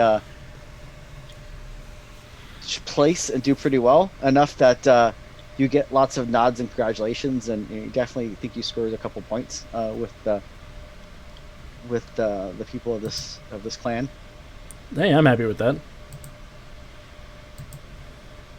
All right. Well, can I apply my riding to the horse racing? By all means. I will tell you, these clans are known for their prowess on horseback and with horses. So You got this. You got this, Katrina. Don't even worry about it. you're actually pretty positive that Noreen's Rybond companion actually hails from this part of the world. No, I got this. I so got this. All right, excessive confidence, go. Excessive competence. That is a 13. You do pretty well. You also get the impression that a couple of them may have been taking a little easy on you. But and part of it, some of them suggesting that they do kind of point out that you're trying to do it in pretty heavy armor, which is pretty impressive. Most of them wear lighter armor for better reflexes and better just making it easier to ride for the horse and for them. Yeah, but no, the armor stays on. They rely a bit more on speed versus stamina when it comes to the armor part of that. That's entirely fair.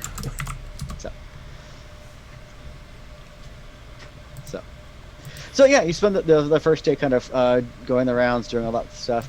Our little social butterfly, or batterfly, as the case may be. As you're going around, you're watching your companions compete in the games of the athletic games, things like that.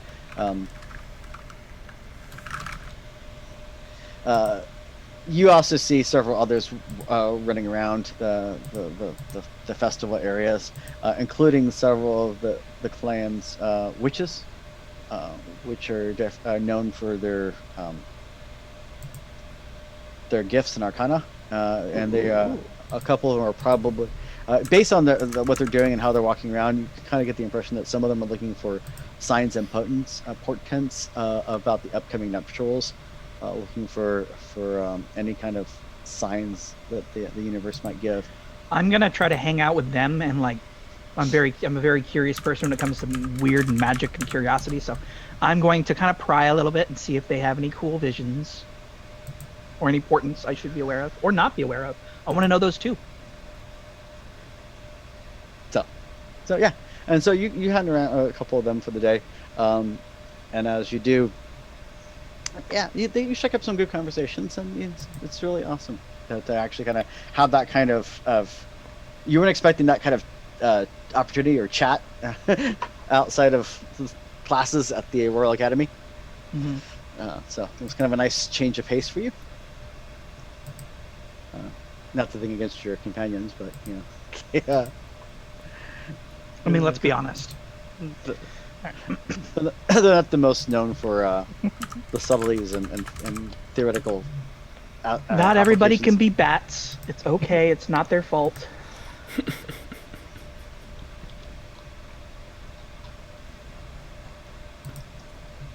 So, as the day goes on, you're eventually approached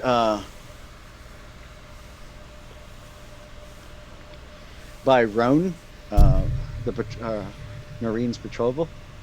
He kind of approaches the couple of you over by the games and says, do you know where Noreen has gotten to?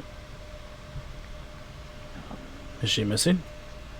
Well, I just haven't seen her in a while. I was tending some business, and I think she possibly wandered off to go talk to her Ribon. Help you look for her. I would have seen her Ribon recently. Actually, yeah, I would have seen. Like, was her Ribon near the horse races? Yes. But I didn't see her. Or did I? Yeah, you correct. Now that you think about it, yeah, you recognize you remember seeing her Ribon over by the races, and yeah, she didn't see her around. So. We should go and ask. The horse, Lana. Yana is the horse's name, right? Yeah. So. And so he's gonna. Well, I'll look around too, and then I'm gonna head over to some of the elders, and then we'll head over towards the guest tents and see if maybe she's made her way that way. Let me know if you do locate her. You don't know if she has any friends in this part of the world yet, do you? Not really. Other than Yana, her Ribon, and myself, I mean, she's obviously welcome with our clan, but most of them, yeah, she hasn't built any strong bonds with them yet. Oh, let's go and find her then. And I'll go talk to Yana if we can. Yeah, let's do that. I can also start just looking around the crowd and stuff too. Cool. If anyone lets me know something's up, I'll take to the sky a little bit and just do a little peeking. Oh yeah, that would be way faster than my my gravity bound legs. Silly two-legger. Curse my mortal legs.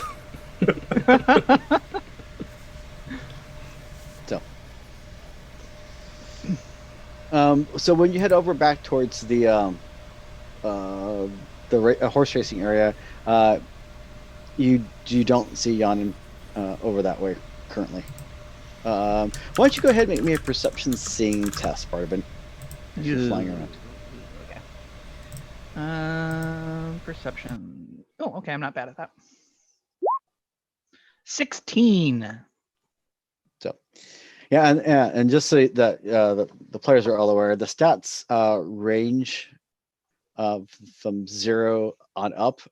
0 is considered average, or a little bit right around average. So, just because it's 0. That's why when I saw my 3, I was like, oh, okay, I'm not bad. I'm pretty good at it, actually. Yeah, you're actually pretty good at it. Yeah. Strength, not so much. Yeah, so I'm just a little person. Yeah, stats are kind of similar to bonuses in other games. So instead of having a strength of 12, which gives you a +1, you just have a 1. Yeah. Gotcha. So I have a you got a communication 16. of 0. I'm Right. emotionally unavailable. Yeah, I got a 16. So, awesome. You kind of do a quick little flyover, and with a 16, you do manage to spot Yanin over by the guest tents. I'm gonna like kind of fly down towards her. I'll get a little closer, just to make sure everything's okay, before I just completely fly in. Does she look okay? Yeah, she's just. Your best guess would be that you don't. So Yanin is over by the guest tents, but you don't see Noreen. Your best guess is that Noreen might be in one of the tents, and that's why Yanin's kind of just hanging outside. Noreen is the one who's missing, or is Yanin the one who's missing? Noreen is the one he was asking about. Okay. His I fly down, betrothed. and I kind of like I try to reach out to him, if he'll let me. And I say, we've been looking for your betrothed, but we have not found her yet. Have you had any luck? She is in the tent.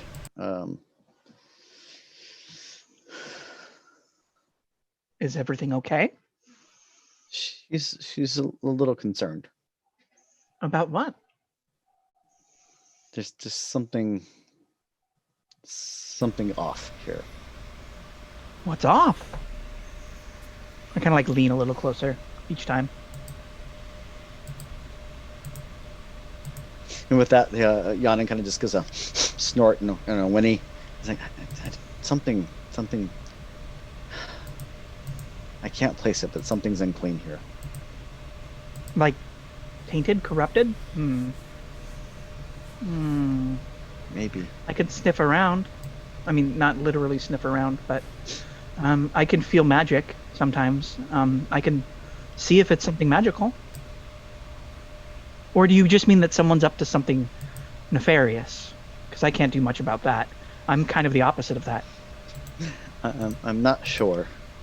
And that's what I told Noreen, and she's now upset about that. She's concerned. Can I talk to her? Certainly, my friend. Oh, okay. I'm gonna like I'm gonna wait for like the horse maybe to move the tent aside a little bit so I can fly in. Otherwise, it's just gonna be really awkward of me trying to get in that tent flap. I flap in and I look around just to see what I see inside the tent. And I'm gonna reach out to my colony and I'm gonna just let them know. I found her. I'm gonna make sure everything's okay. Can you just keep your eyes open because what was the name of the horse? Yanin. Yeah, Yanin feels like something's wrong. So just keep an eye out. So. And then I'm gonna try to find her. I'm gonna see if she's in the tent, like the horse said. Yeah, and Bartabin has a habit of referring to the rest of the envoys as his colony. Yeah. Sorry, you're my colony. Let me make that clear. You're my colony mates. That's what it says on my sheet. Oh, that's us. That's you. Well, it's just it's a little. I reach out to the bats that are all the way far away. I'm like, keep an eye out. And then I'm gonna look around the tent for her. Okay. It's a rather large, well-appointed tent. Lots of blankets and pillows and a little cot area and lanterns lighting it up. And she's just kind of over by herself on the cot. I fly over and I kind of land on the bedpost. I'm like, is everything okay, my lady? I'm just a bit anxious, I guess. Well, to be mated to someone would make someone anxious. I understand. Is that what it is, or is it? Then your horse friend said that he sensed something was off. Does you really think he sensed something, or is it more just that his bond mate is taking a mate? I think it's more that Not to question his integrity. I've come to trust him greatly, and I just think that if he thinks there's something amiss, then something's just not right. Well, our job may officially be over, but we'd be remiss to let anything bad happen. So we're on the case. Well, I'll make sure they know that we're on the case. Make sure nothing goes wrong. So, I haven't cleared it with them yet, but I'm sure everything will be fine. I have a sneaking suspicion we're being voluntold for something. With that, yeah, Then I'll go find the others. yeah, But they're currently looking around, so. yeah. Bartabin kind of gave you guys all the heads up, and with that, you're welcome to. Yeah, what's the rest of the envoys doing? While everybody is looking around kind of at the racehorses, I'm going to pretend to be looking, but I'm going to be looking for like a posh gentleman there, and I'm going to try and like steal a bow tie because I'm underdressed.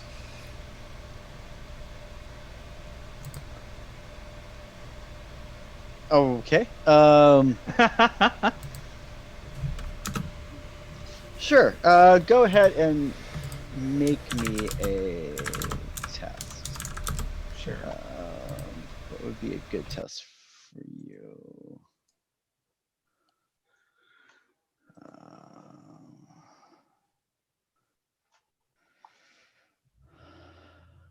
Go ahead and make a dexterity test.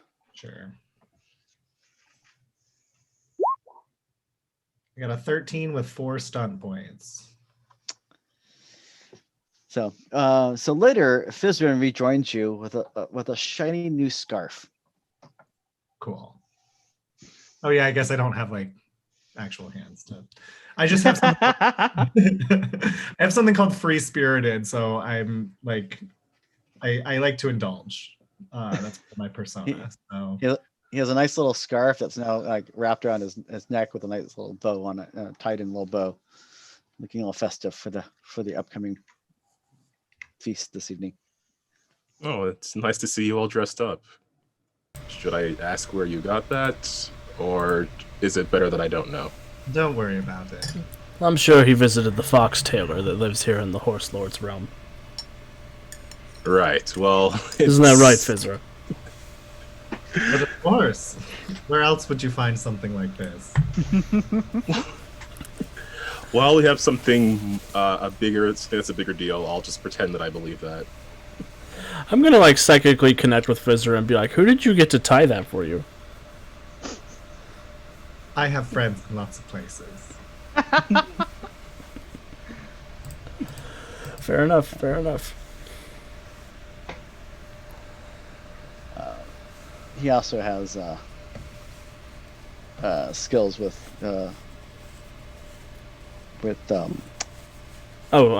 move object, right? Shaping. move object and shaping. Yeah. That's right. He can tie stuff for himself. I keep forgetting that you could use magic to offset the lack of opposable thumbs.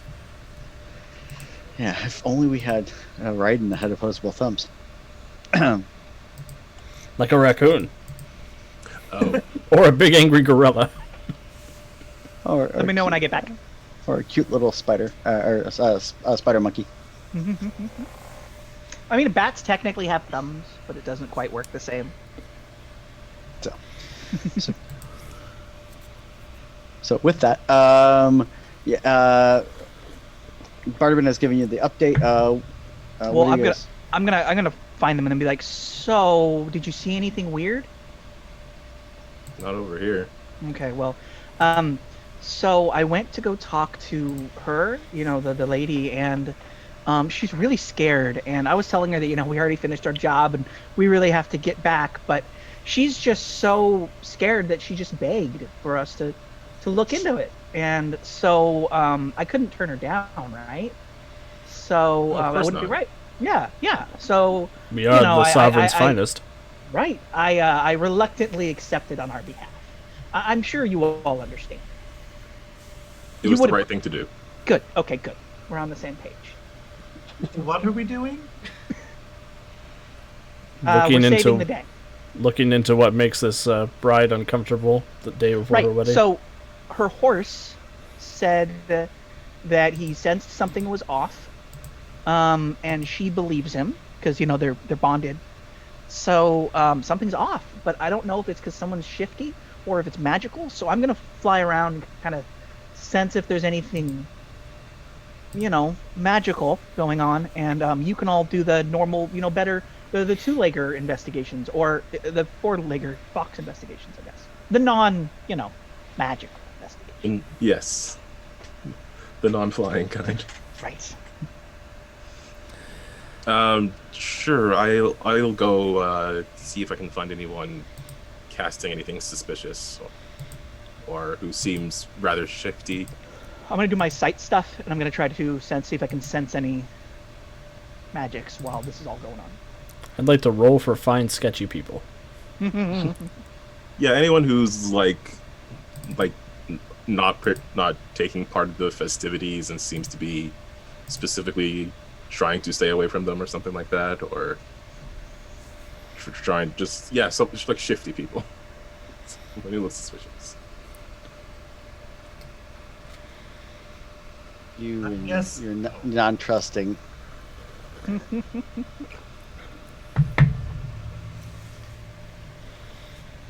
So yeah. I know all of the groups of people that should be here, right? Like I'm pretty familiar with the different like regions and the types of people that I would see. Yeah, I mean, there are going to be people from all over here, but yeah, if you saw someone that that stood out as possibly someone from Kern or Jarzen or something like that, they may be a little bit like, oh, that seems a little odd. It's very far away for someone to travel, things like that. I'd like to try and like smell around and see if I smell something that might be off. To be fair, I am from Kern and I'm here, so it's not impossible. But Yeah. Yes, they would probably stick out more than me. true, because you're Vata. And it also depends on obviously if someone was wearing the regalia of the Shadowed Seven, then they'd stick out like a sore thumb. Yeah, there's a Skull Knight here. We should go the other way. So so you're gonna kind of do a little investigating around the camp area. So for those who are investigating, let's go ahead and have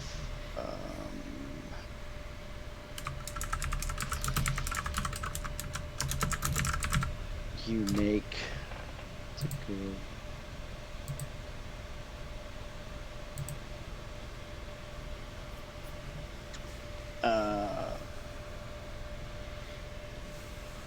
communication tests for those who are walking around, looking around, searching, and talking to people. I'm using second sight, but Yeah. So that would be more for. I'm specifically feeling to see if anyone's doing anything Arcana related. Yeah. So the communication test would be for anyone looking to go and kind of talk to people and kind of suss out and get a vibe for quote unquote. I search for shady people. Mm-hmm.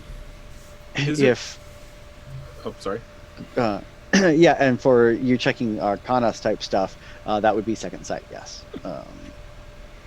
And Fizrin said you wanted to kind of sniff around for something, so. You go ahead and make a perception test, and if you've got the focused smelling, you can use that. I was wondering if I could Yes. talk to people, if I could use my persuasion to talk to people and see if anyone else has seen anything suspicious, because everyone else seems to be handling the perceiving of things. Yeah. I'm wondering if maybe someone else has seen something that might stand out to them that we might not pick up on or anything like that. Yeah, so trying to get someone to open up and kind of give you some information, that would be a communication investigation Okay. test. Getting someone to agree with you or come to see things your way would be a persuasion test. Okay. I'll just do communication then. Hopefully I am decent at it.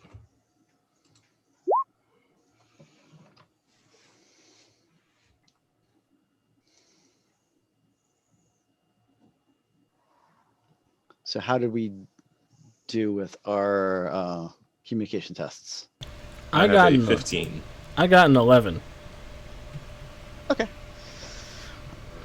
And 14 on that perception.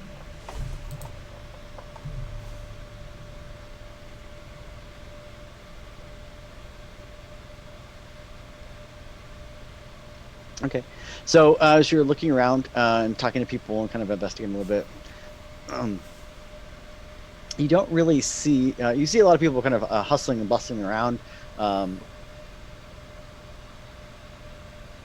You see a couple of people have concerns is kind of a little strong, but there are a couple of people who are like, well, that kind of confide that, you know, they're kind of hoping that Noreen will fit in. They're a little, you know, worried that she may not feel comfortable here because, you know, it's so far from their homeland and their family.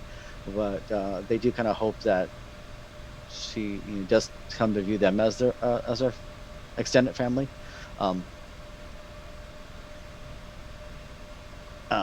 And as you're looking around with that 15, they do kind of fess up that you get someone to confess up a little bit that they're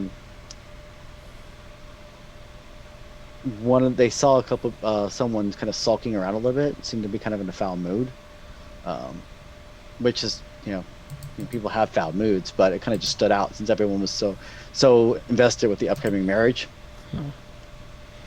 And they can kind of give you a description of the dark-haired woman, just much more as an adept. That seemed to be kind of sulking around. As far as our bat goes, search around. Perception roll. Yeah, no. As far as the second sight goes, you pick up the use of Arcana, but nothing stands out as unusual. Just like the witches who are keeping an eye on. Okay. Yeah, you see a couple of people casting some stuff to kind of get signs and potence of the upcoming naturals, right. But nothing stands out. But Fizrin, as you're going around, kind of sniffing around, you do pick up some weird scents as far as spices and herbs and stuff that are very unfamiliar to you. Now, you did spend time in the royal palace and the royal grounds in the capital city of Aldis, and which is right next door to the royal college, which is also part of the palace complex. So you're used to some of the smells of herbs and various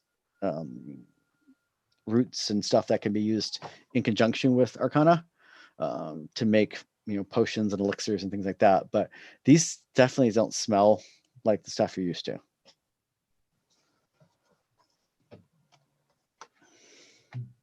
I'm gonna reach out telepathically to the colony and just say, well, might be good news, might be bad news, but there's nothing bad magical going on. So that's kind of where my investigative talents are stymied. Is there anything good happening magically? Well, there's witches. Not like, you know, they're just searching for portents and stuff, but none of them seem startled, so I don't think they're finding anything bad. It's kind of normal. You know, they look to see like, oh, will the couple have a boy, or will they be happily married? Will it, you know, we grow lots of crops, stuff like that. Nothing, you know, spooky. Nothing spooky. I do have a positive description. currently. You do know that could change. That means that you're checking now, and they're currently. Yeah, I'll look around every, you know, I'll keep an eye out, because it's a hard thing to keep up, but I can check every now and again, because, you know, if someone casts a spell in like 5 minutes, it doesn't mean I'm not gonna sense it unless I'm looking for it. So, but I can feel lingering effects. Yeah, Katrina got a description of a suspect. Ooh. Suspect's a strong word for a medieval game, but some people did see someone who seemed to be in a foul mood, sulking around. This dark-haired woman who seemed to be an adept of some sort. Ooh. So as you're finishing, kind of asking around, talking around, looking around, it is getting kind of late, and it's close to the build time, and so they're going to be everyone starts kind of gathering towards the main center of the camp area. Is there any way we can get a hold of the groom before he heads over to that? Yeah, you can meet with both either or both of the couples.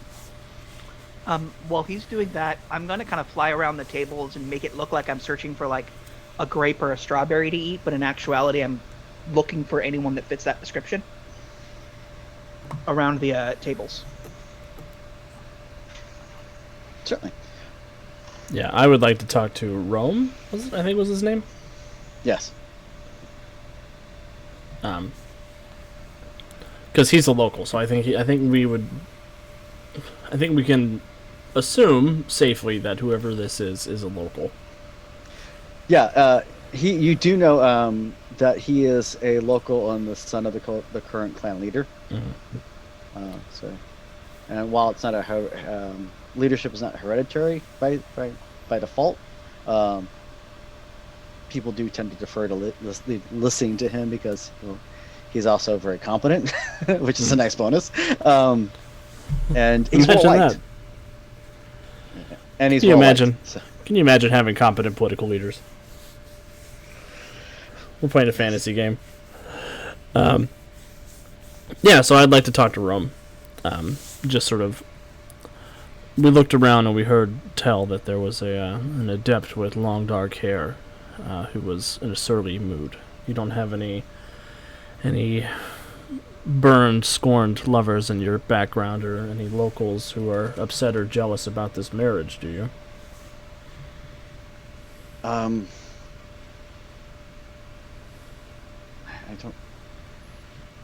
don't think so.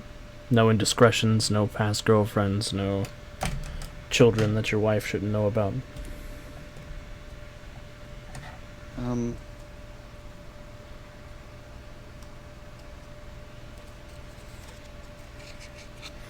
This is a safe space.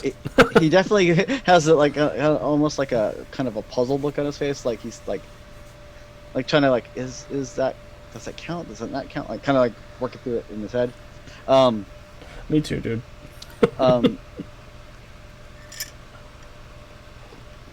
Let me think on it a bit, and I'll talk to you after the feast. All right. Be thinking of secret admirers too, if you've ever received any letters from an angry witch or anything. So we'll keep an eye out during the feast. Yes, and I do appreciate all of your support from you and the rest of the envoys. Well, it is the interest of the queen that this marriage goes through perfectly fine.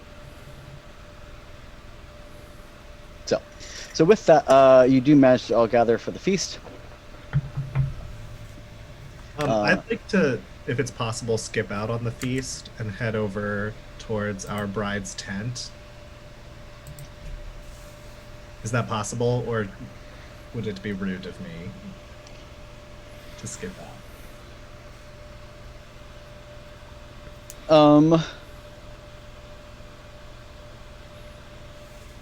You might be your absence might be noticed. Then I'll go. Yeah. I only say that because there's not a whole lot of Rye Foxes here. Most of the Raiden you've met here, there are other Raiden here, but probably horses, right? Most of them have been either birds or horses. Sure. On my way, can I have just passed her tent? Is Sure. that possible? I'd like to just sniff around there to see if I'm smelling the same things that I was smelling earlier. Certainly. Good thinking. And yeah, so cool. You kind of hang back a little bit and dally on the way to the feast. To do that, as you do, you make it to the feast. Everyone has they sit you all at a big, huge, long table. There are several other tables around, but the main, the primary main guests, the family, sit at the main table. And then shortly off the table is an open pavilion-style tent where the couple is sitting in there by themselves, eating a meal by themselves. And around the tent area that they're sitting in is several musicians playing drums, like soft, rhythmic beat on a drum. And there are two torchbearers flanking the little pavilion area they're in, so they can be seen, but if anyone tried to approach them, they'd obviously be stopped. And that's to give the couple some quiet time together, but yet still be part of the community. So with that, and the rest of you sit for the meal. The meal is amazing. It's just pristinely cooked, and everything tastes great and smells wonderful. And there are musicians playing and everything. The whole festival kind of feast dinner vibe going.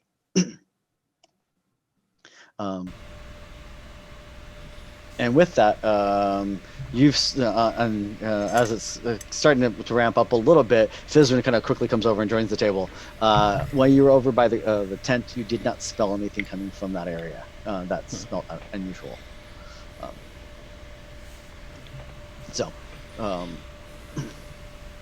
With that, as you're sitting on the table eating and drinking and stuff, kind of getting the lay of the land, looking to see who's who, you quickly identify the family, the mothers, the fathers, the whole bit.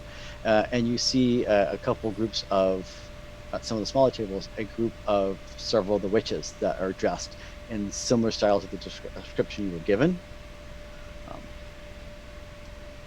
Which kind of makes you think that the person you're looking for might be amongst the witches. So amongst the witches. So as the dinner wraps up, the couple comes out and kind of does a quick, kind of wave and everything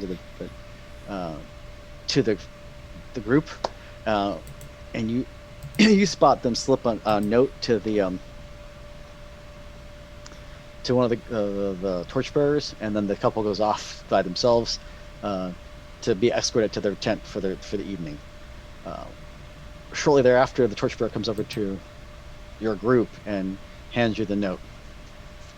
Specifically, Alex, you. All right. Since you're the one who spoke specifically to him, the note basically says, possibly,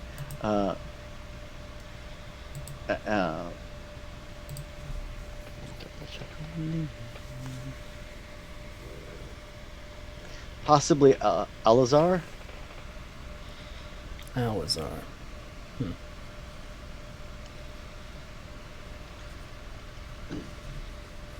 It's a note, so I can't respond. No, but I will share that information with my with the colony telepathically.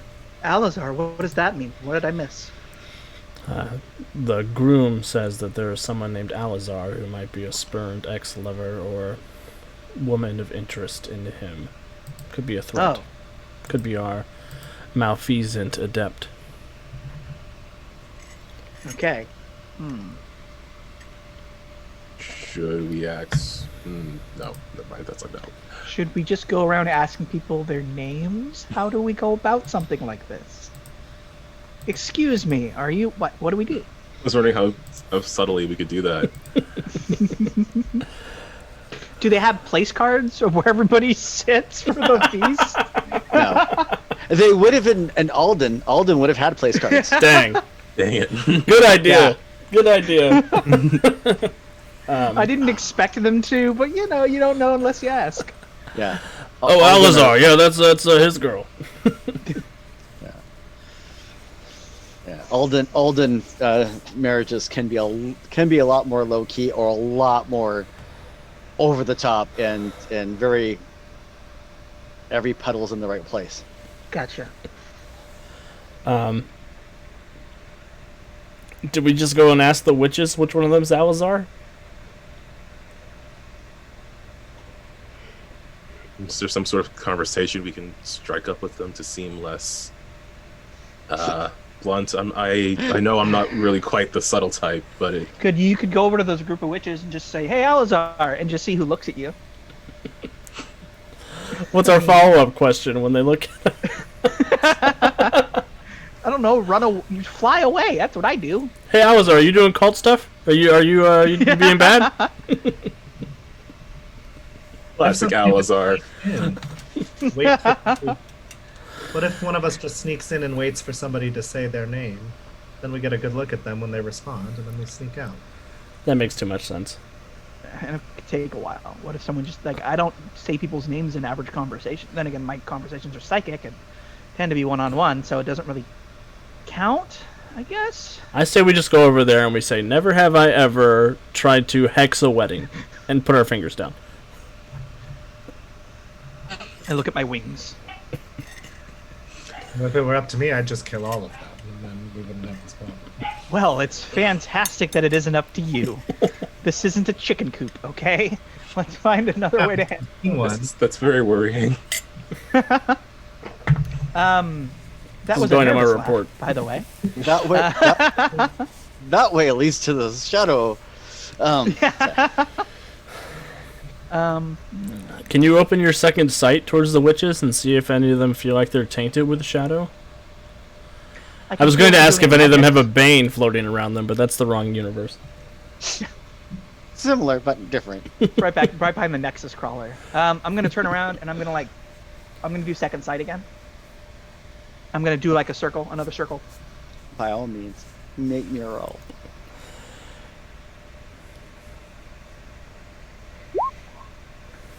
I got a 19 with And a 6 touch point. Heck yeah! That's a good roll. That's a roll.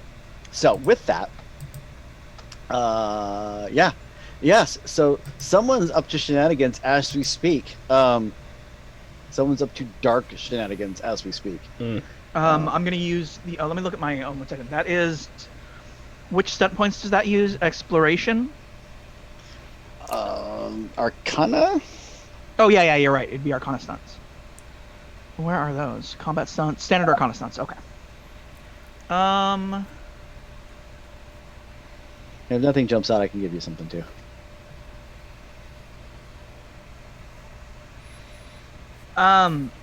Is somebody up to something fishy with their Arcana? Like someone's doing something with Arcana Yes. that I can feel is fishy? I'm going to use Disrupt as my arcane stunt. I can disrupt an Arcana that is in effect. Beautiful. Once I sense what it is. How many sim points is that? That is 5. In addition to its normal effects, your Arcana is so powerful it can disrupt another arcane effect on the target. Roll an immediate test of your intelligence versus the arcane test of any one arcanum on the target. Success removes the effect. It doubles on the test. Do not generate stun points. I mean, I want to make sure it's something I want to remove first. Like, what do I sense before I... Summoning. Oh yeah. Get rid of that. I'm disrupting that. I'm going to disrupt that summoning. So make an intelligence roll. Yes, please. Okay.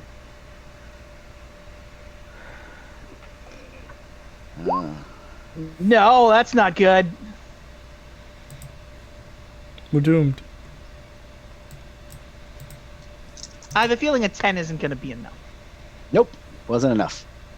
Yeah. But I do will- call out to them and I go, someone's summoning something! Something. Someone is summoning. I'll tell you this right now. Someone is summoning something of shadow. Shadow! Shadow incoming! Shadow incoming! It's just what they hear in their heads in my little bat voice. Game face on.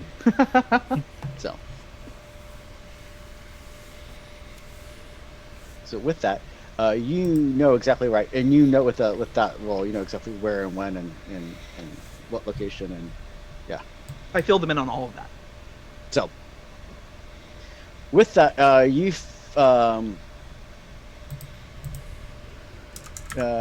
quickly find out, and you start storming off towards the direction it's coming from.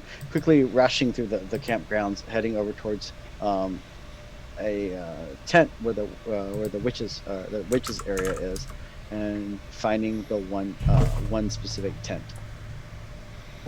And as you do,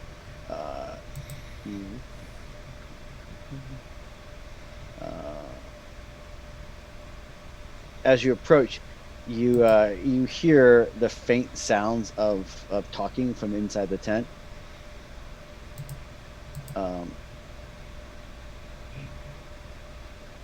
What would you like to do? I'm just gonna say kick the door open, but it's tent flaps. So Kick the tent flap open, it's just not near as dramatic.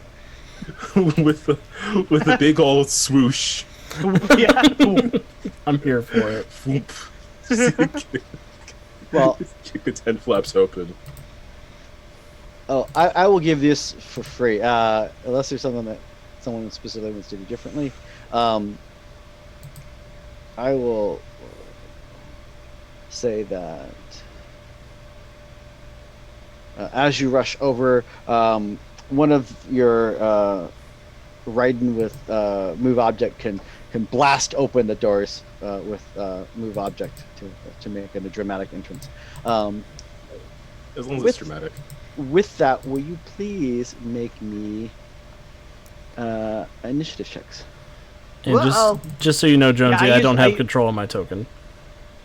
I use the sound thing to like blow open the tent and also turn the sound into like dun dun dun as, he, like, as she kicks in the tent. Yes. I'm never going anywhere without a sound manipulator ever again. Yeah, they added the sound shaping in the City of Aldous book, and I'm Oh, like, it's so cool. I've got to have a bat with sound shaping. That's just it's too.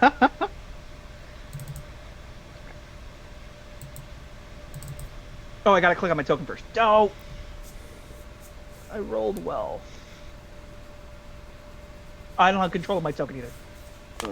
Let's. That's not good. Let's just do this. They've gone in rogue. The tokens are on their own. Well, it's because I. No, I know may- exactly why. It's because you didn't save the things on the token and drag it out again. Yep, I may have rushed when I was throwing this board together because I've never run this one before, so I'll just do it this way. We now have an inside of a tent. Dun-dun-dun. And hopefully this one works. So, Yeah. yes, and I got a 16 in my initiative that time. I rolled worse, but only by one. Fizra, we get it, you're fast. I got one thing. You're clever really too. good. You're fast and clever. Yeah. Fizra's clever. I'm not so sure about me sometimes.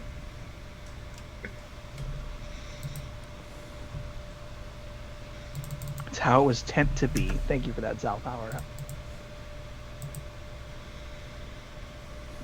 You can count on Zal for some good one-liners in the chat. Oh, she's huge! Uh-oh!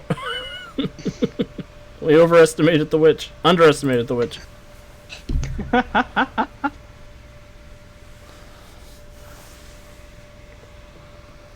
Come on, why is my sorry? I'm having rolled 20 difficulties. It I'm happens. sure, and the issue is happening somewhere between the chair and the keyboard. So It's a peptac error. Epic heck. Beat me to it by 1 second. come on. Those are my favorite issues to solve in customer service.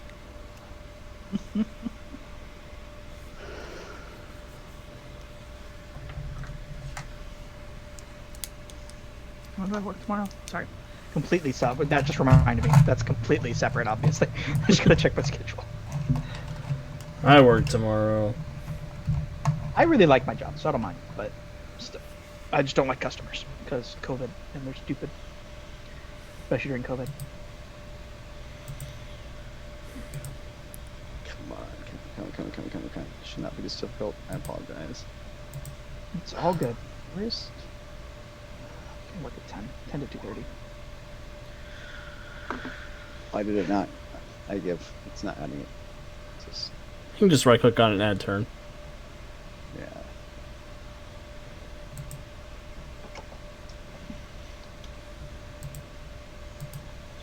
We were having a nice feast, and then Al Zero was like, I'm gonna summon a demon. I was eating a grape. It was awesome. Do you know how big grapes are for me? Like, massive. I was eating several grapes. Well, way to brag. I could do your weekly grape intake in one handful. So Anyway, as you're going, everyone goes before me because I rolled horribly anyway. So that was a whole lot of nothing for nothing. Get her. What would you? Yeah. So as you approach, oh, sorry, I'm just. So as you blast open the doors to the tent, standing in a space lit by candles, you hear her chanting, finishing, and fades as you enter. She's holding a glimmering dark green stone close to her chest, and tears are on her face. As you arrive, she gasps, "You're not sure whether."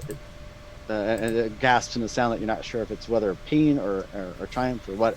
And as she sees you, you won't stop me, she says. He loved me. That's what he desires, and you can't stop me. He deserves me. And with that, she raises her hand and gets ready to perform the final gesture that will compel whatever dark works she's been doing to come to fruition. The entire tent smells of sickness and rot. What would you like to do? We can't let her cast that spell. I'm gonna charge her and try and attack. We have Fizzer's going first. So. Fizzer and Rathus both have 16. That's right. I'm sorry. Do you want to go? No, go ahead. Go ahead. I'm gonna charge, and I'm gonna leap out and bite at her hands that are holding that green gem. Nice. What? Awesome. Go for it. I am going to spend one of my coins here to reroll that. That was bad. It wasn't that bad. It was 11. It wasn't that bad. I was hoping though for. It's the same roll. It's not the same roll. You rolled different numbers to get the same result, but Yeah, 6 on one, half a dozen on the other. Quite literally. Yes. So I'm assuming that won't hit.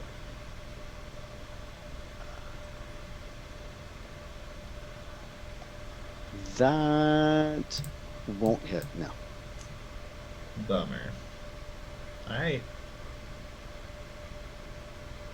And I will look back at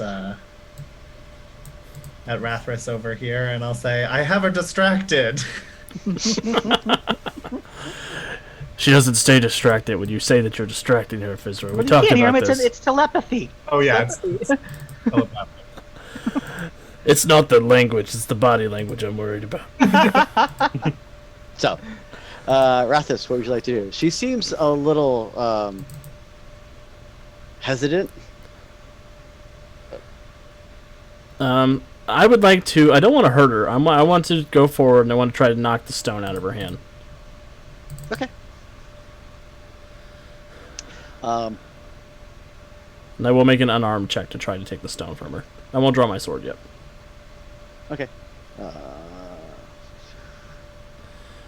I promise you, he's not worth it. Whatever you're doing.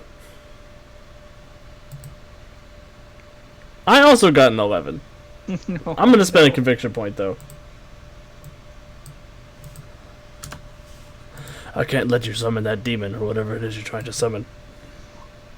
Ugh, I got an 8. That's even worse. So yeah, I'll rush forward and try to bat the stone out of her hand, and we'll just get into a slap fight.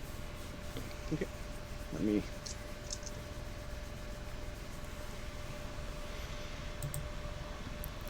You actually do manage to knock it out of her hand. Oh, Barely, but yes, you did. so there. Yeah, so as you knock the stone away, she's just go away. Why did he do this to me? Just go away. This wasn't a decision he made, Princess. Don't do anything you can't undo. Wait, so is she a princess? Everyone's a princess. Oh, okay. Two-Lager society. Humans are weird. Right? So she doesn't seem combative. Do I still sense the building energies of his summoning? No. Actually, Okay, make good. me an intelligence check. Actually. Okay.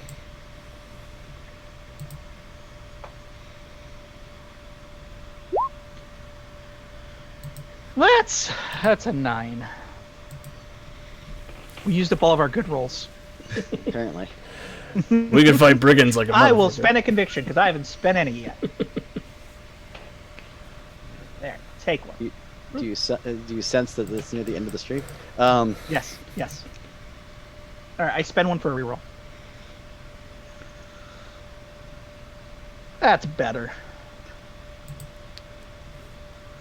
13.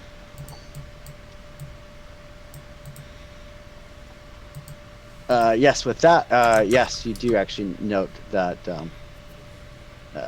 the summoning stone is not just the stone itself is a summoning stone, which is actually used for the summon spirits through Arcanum. They can usually summon nature spirits or fey spirits, but this one you actually sense coming off it is tainted, and it's used to summon dark fiends, which are a specific sort of shadow spawn or shadow creature. Basically, the dark fiends are like heavy duty creatures of shadow. But it stopped summoning, right? Yes. Or is the stone? Okay, good. I'll say that and I'll go. The stone's meant to summon a dark fiend, but it looks like the summoning failed. She was interrupted by us. But keep the crystal away from her. Yeah, on my turn, I'm going to try to grab it, but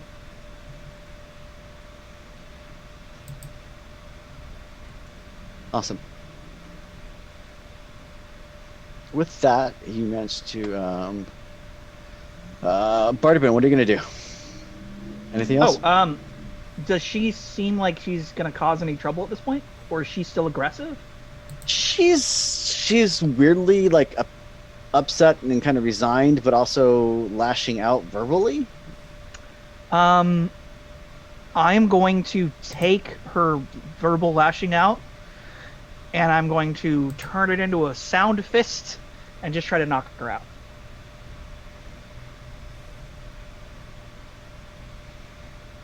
Okay, go ahead and make me a roll.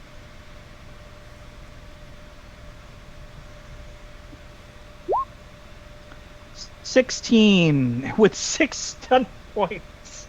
Yeah, I won't even. Yeah, I won't even make you roll that. She's Whack. unconscious. With that, you knock her out. She's immediately down. Katrina immediately. I with that level of success, I make sure it's not permanent damage. It's just Yeah. You just you knock her. You render her unconscious. With that, Katrina, you quickly managed to grab the summoning stone. Go ahead and make me a perception check, Katrina. Katrina. That's not good. I hope this thing doesn't go off in my hand. 12. So, with that, you are quickly able to ready yourself and grab the stone and ready yourself as you catch a flutter of movement up near the top of the tent as a large white moth-like creature flutters in. It looks about this like if you were to take two hands and kind of spread them outstretched, it's big enough to fill up that area. And it looks like a really sickly white pale moth. Is it? And you hear in your mind's ear, no, that's not right. She rushed things.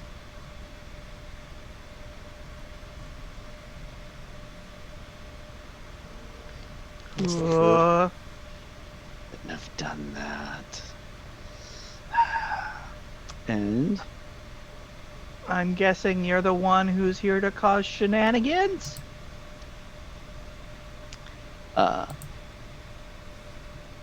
Make me a roll. Make me What an am- intelligence roll. If you have any kind of Arcana lore or anything like that, feel free to add it. I don't think. It looks like my only focuses are flying and stealth. So, Yeah. Yeah, usually add more focuses as you level up, but 14 with 2 step points. your best guess, based on what you're seeing and based on what's going on, is that you're standing face to face with a dark fiend, specifically one that, from what they refer to as whisperers, who basically are tempters and twist people's emotions and play on them. You're the one who made her do this. You're a whisperer. I make sure that they're clued in on the conversation. So.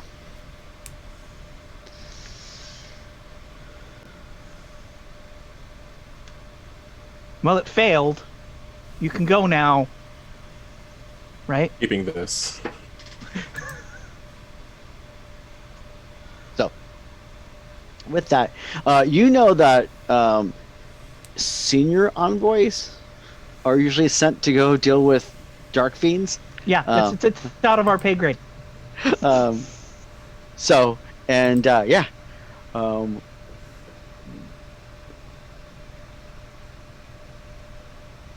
It seems to be eyeing you like it's deciding whether or not you're worth. I puff up my chest a little bit, try to make myself look bigger. So with that, it kind of flutters about and kind of it gets up to a higher position up in the tent area. That's what it does. And I'll give you guys one round to do whatever you might want to do. I'll let everyone know, like, this thing is strong. We are not strong enough to fight this thing. That doesn't compute. Not fight. Go. It could cause more harm than good. Well, I'm just letting you know what I know. Does it die when you stab it? Does it die when you break the stone? No. Dark fiends are creatures of shadow, and they're usually summoned across the void from the void of shadow. You're from Kern, so you would actually know that dark fiends are like the senior lieutenant henchmen of the Shadowed Seven. There needs to be something anchored here, and I'll actually just give it to Fizrin for free, since yes, breaking the stone might have might do something to it. Oh, well then, okay. Well, are we still in initiative order? Yes. I will. This is so dumb. Do it. Do it. We'll telepathically tell them, break the stone. I'll take care of this, or I'll keep him busy, and I will jump and bite at this moth. Go for it. Do I have to roll a jump check first? Is he high enough? No. Yeah, you can just attack it. It's my one proficiency is jump. So. Jump. You're proficient enough that you don't have to make the roll. How's that? There we go. Fizzer and Van I Halen will- out here. I will spend my last little, knowing that this is probably the end of me, No. and it's worse. No. Well, I jump. And as you jump up to snatch at it with your teeth, it flutters a little bit out of range, just barely, and you miss. That's my turn. Rathis, what would you like to do?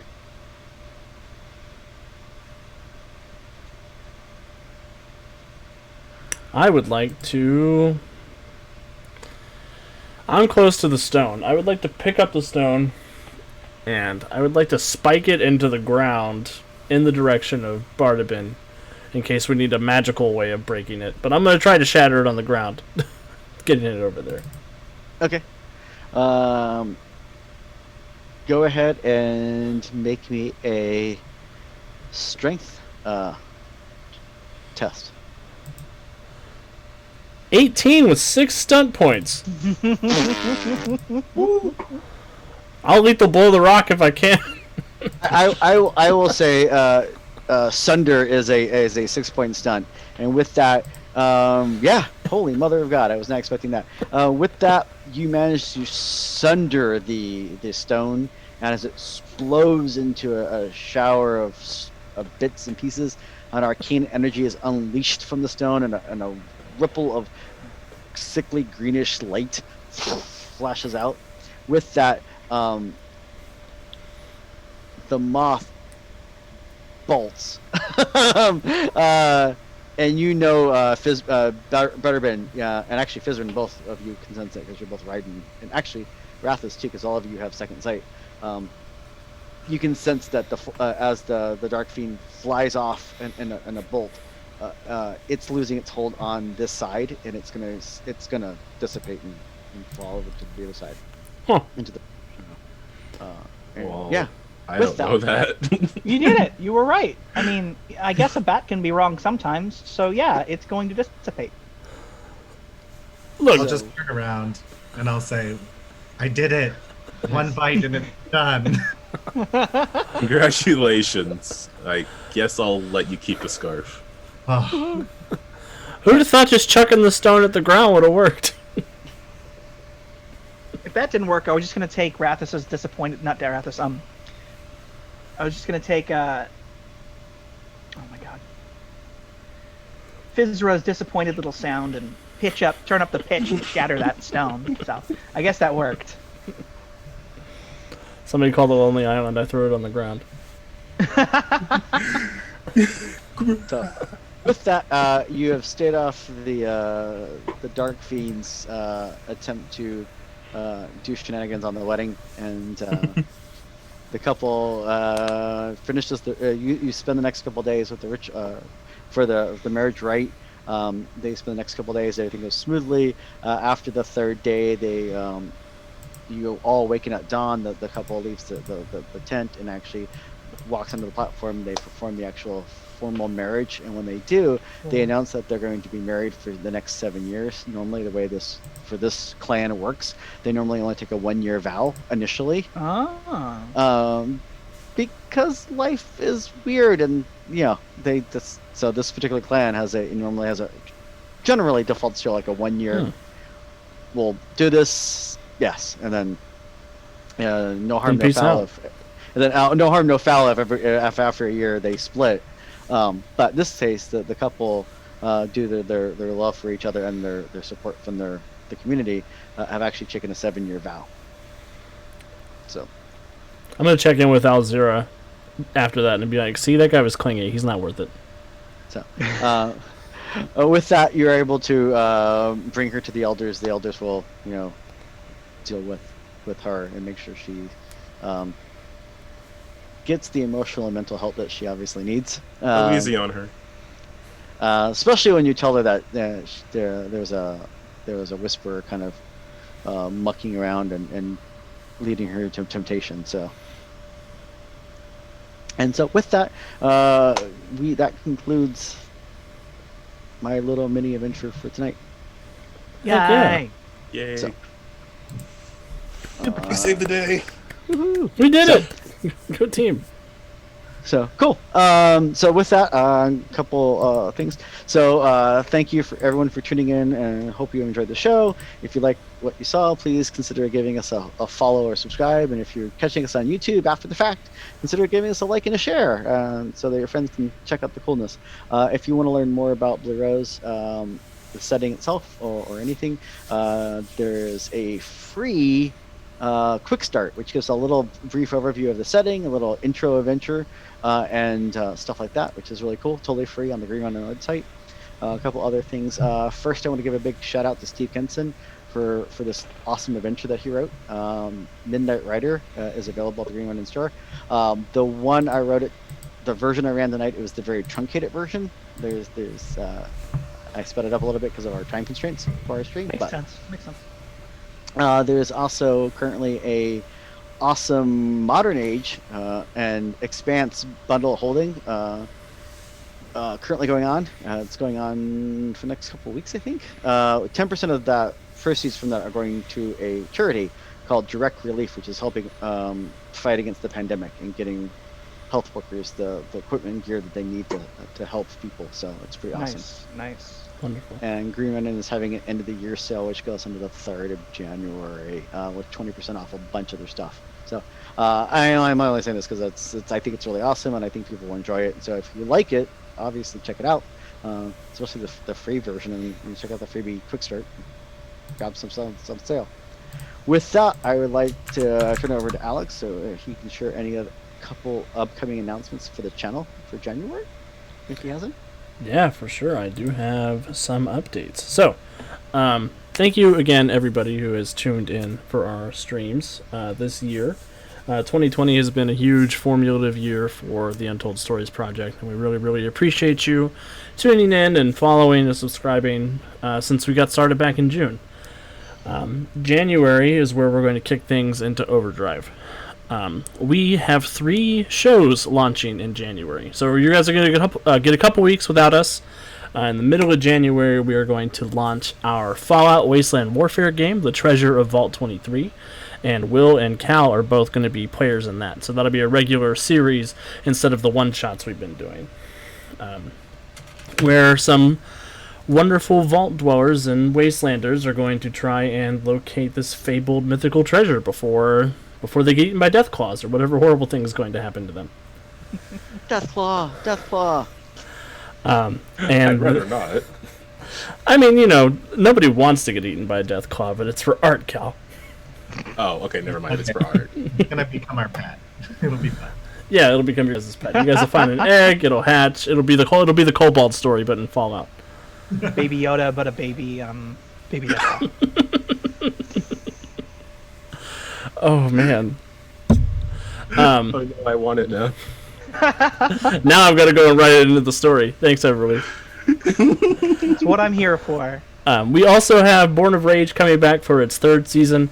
We're going to revisit the Trail Mix pack and try and finish up the events at the Valkenburg Foundation and see, what kind of dark shenanigans lie at the base of that mental institution. And we are going to be doing a stream of Mutants and Masterminds' mega event, Nether War, where we will be bringing back some characters from Heroes Incorporated. Mortis and Overdrive will be reuniting to bring Spooky and Speedy back to the Untold Stories project. And Everly will be joining us for that as an of yet unnamed character. So hyped. Can't wait to see that. Yeah, January's going to be crazy. January and February and March. And all the way throughout, we will be doing our podcast, Something Something Dragons, where Aaron leads his daughter and some of her friends to their first ever Pathfinder campaign. Oh, that's adorable. I didn't even know about that. Oh, it's such a great podcast. Aaron does great work. That podcast will continue to come out every Friday. As normal, there won't be a break there, but we will not have a stream here for a couple of weeks. So thank you again, everybody who tunes in on a weekly basis. We cannot wait. Thank you so much for inviting me into this. It's awesome. Oh, of course. I'm having an absolute blast, and I just want to say sincerely thank you. Yeah, we appreciate you coming in and lending us your talent and your passion. We love it. Because at the end of the day, we want to shine a light on games that don't get the love that they deserve and voices in the gaming community who don't get the love that they deserve. Gaming's for everybody. That's what we believe here at the Untold Stories Project. And we will see you soon. Anything else, Jonesy? Just one last huge thank you to all my players for joining me this evening. I do appreciate it. And one last chance to plug to our viewers where they can find you at when you're not here on Monday One Shot or something. Where else can they find you? Well, like I said at the beginning, for people who missed it, I have a YouTube channel, Geek House. We're doing all right. We're holding fast, about 32,000 subscribers. Mostly reactions, trailers, TV shows, movies, some video game stuff in there. We're about to add Clone Wars to our roster, which neither my wife or I have ever watched. I'm so excited. So we're going to start watching Clone Wars, and we're going to be doing all the MCU Disney Plus series as they start next month. So a lot of really cool stuff to check out if you are interested in that kind of thing. And yeah, that's what I have. Geek House. I am also on YouTube. If you look up the Ooh. Win with Dice channel, we've been doing a regular podcast on RPGs, mostly talking about like DMing and stuff like that. Just try to make it seem a bit more approachable. Try to demystify it a bit. Try to get more people onto the other side of the screen. And we've also done some streams of the Lancer RPG, which is like this giant mech RPG. That looks so good. That looks so cool. It really is. It's really awesome. Our GM Ramon, he's like a big fan of it. So the games are all really exciting. So we've done a couple of those, and into next year we're gonna start doing a bunch more actual plays, some longer form campaigns. So look forward to that. On again, Win with Dice. You can see us on YouTube and then also on Twitter and Facebook. Follow us there. Awesome. Well, thank you again, team. Had a great blast. So, are we rating anyone this evening? We are. We're going to raid Vorpal Tales. They're playing Cyberpunk Red tonight. Ooh, I love that game. How do we do that? I'm just going to hit enter here in a second and just make sure that you're still on the chat, and it'll transfer you automatically as soon as I send us over. Nice. I want to learn how to do that. Yeah, Cyberpunk's fun. We have a Cyberpunk scenario that is ready. We just need to get the GM ready, and life will be great. Well, let me know if there's a slot open for that. I will. Awesome. Again, thank you everybody for tuning in. We can't wait to show you what we've got in store starting next year. Happy New Year. I'll see you soon. Happy New Year. Bye. All right, we are off.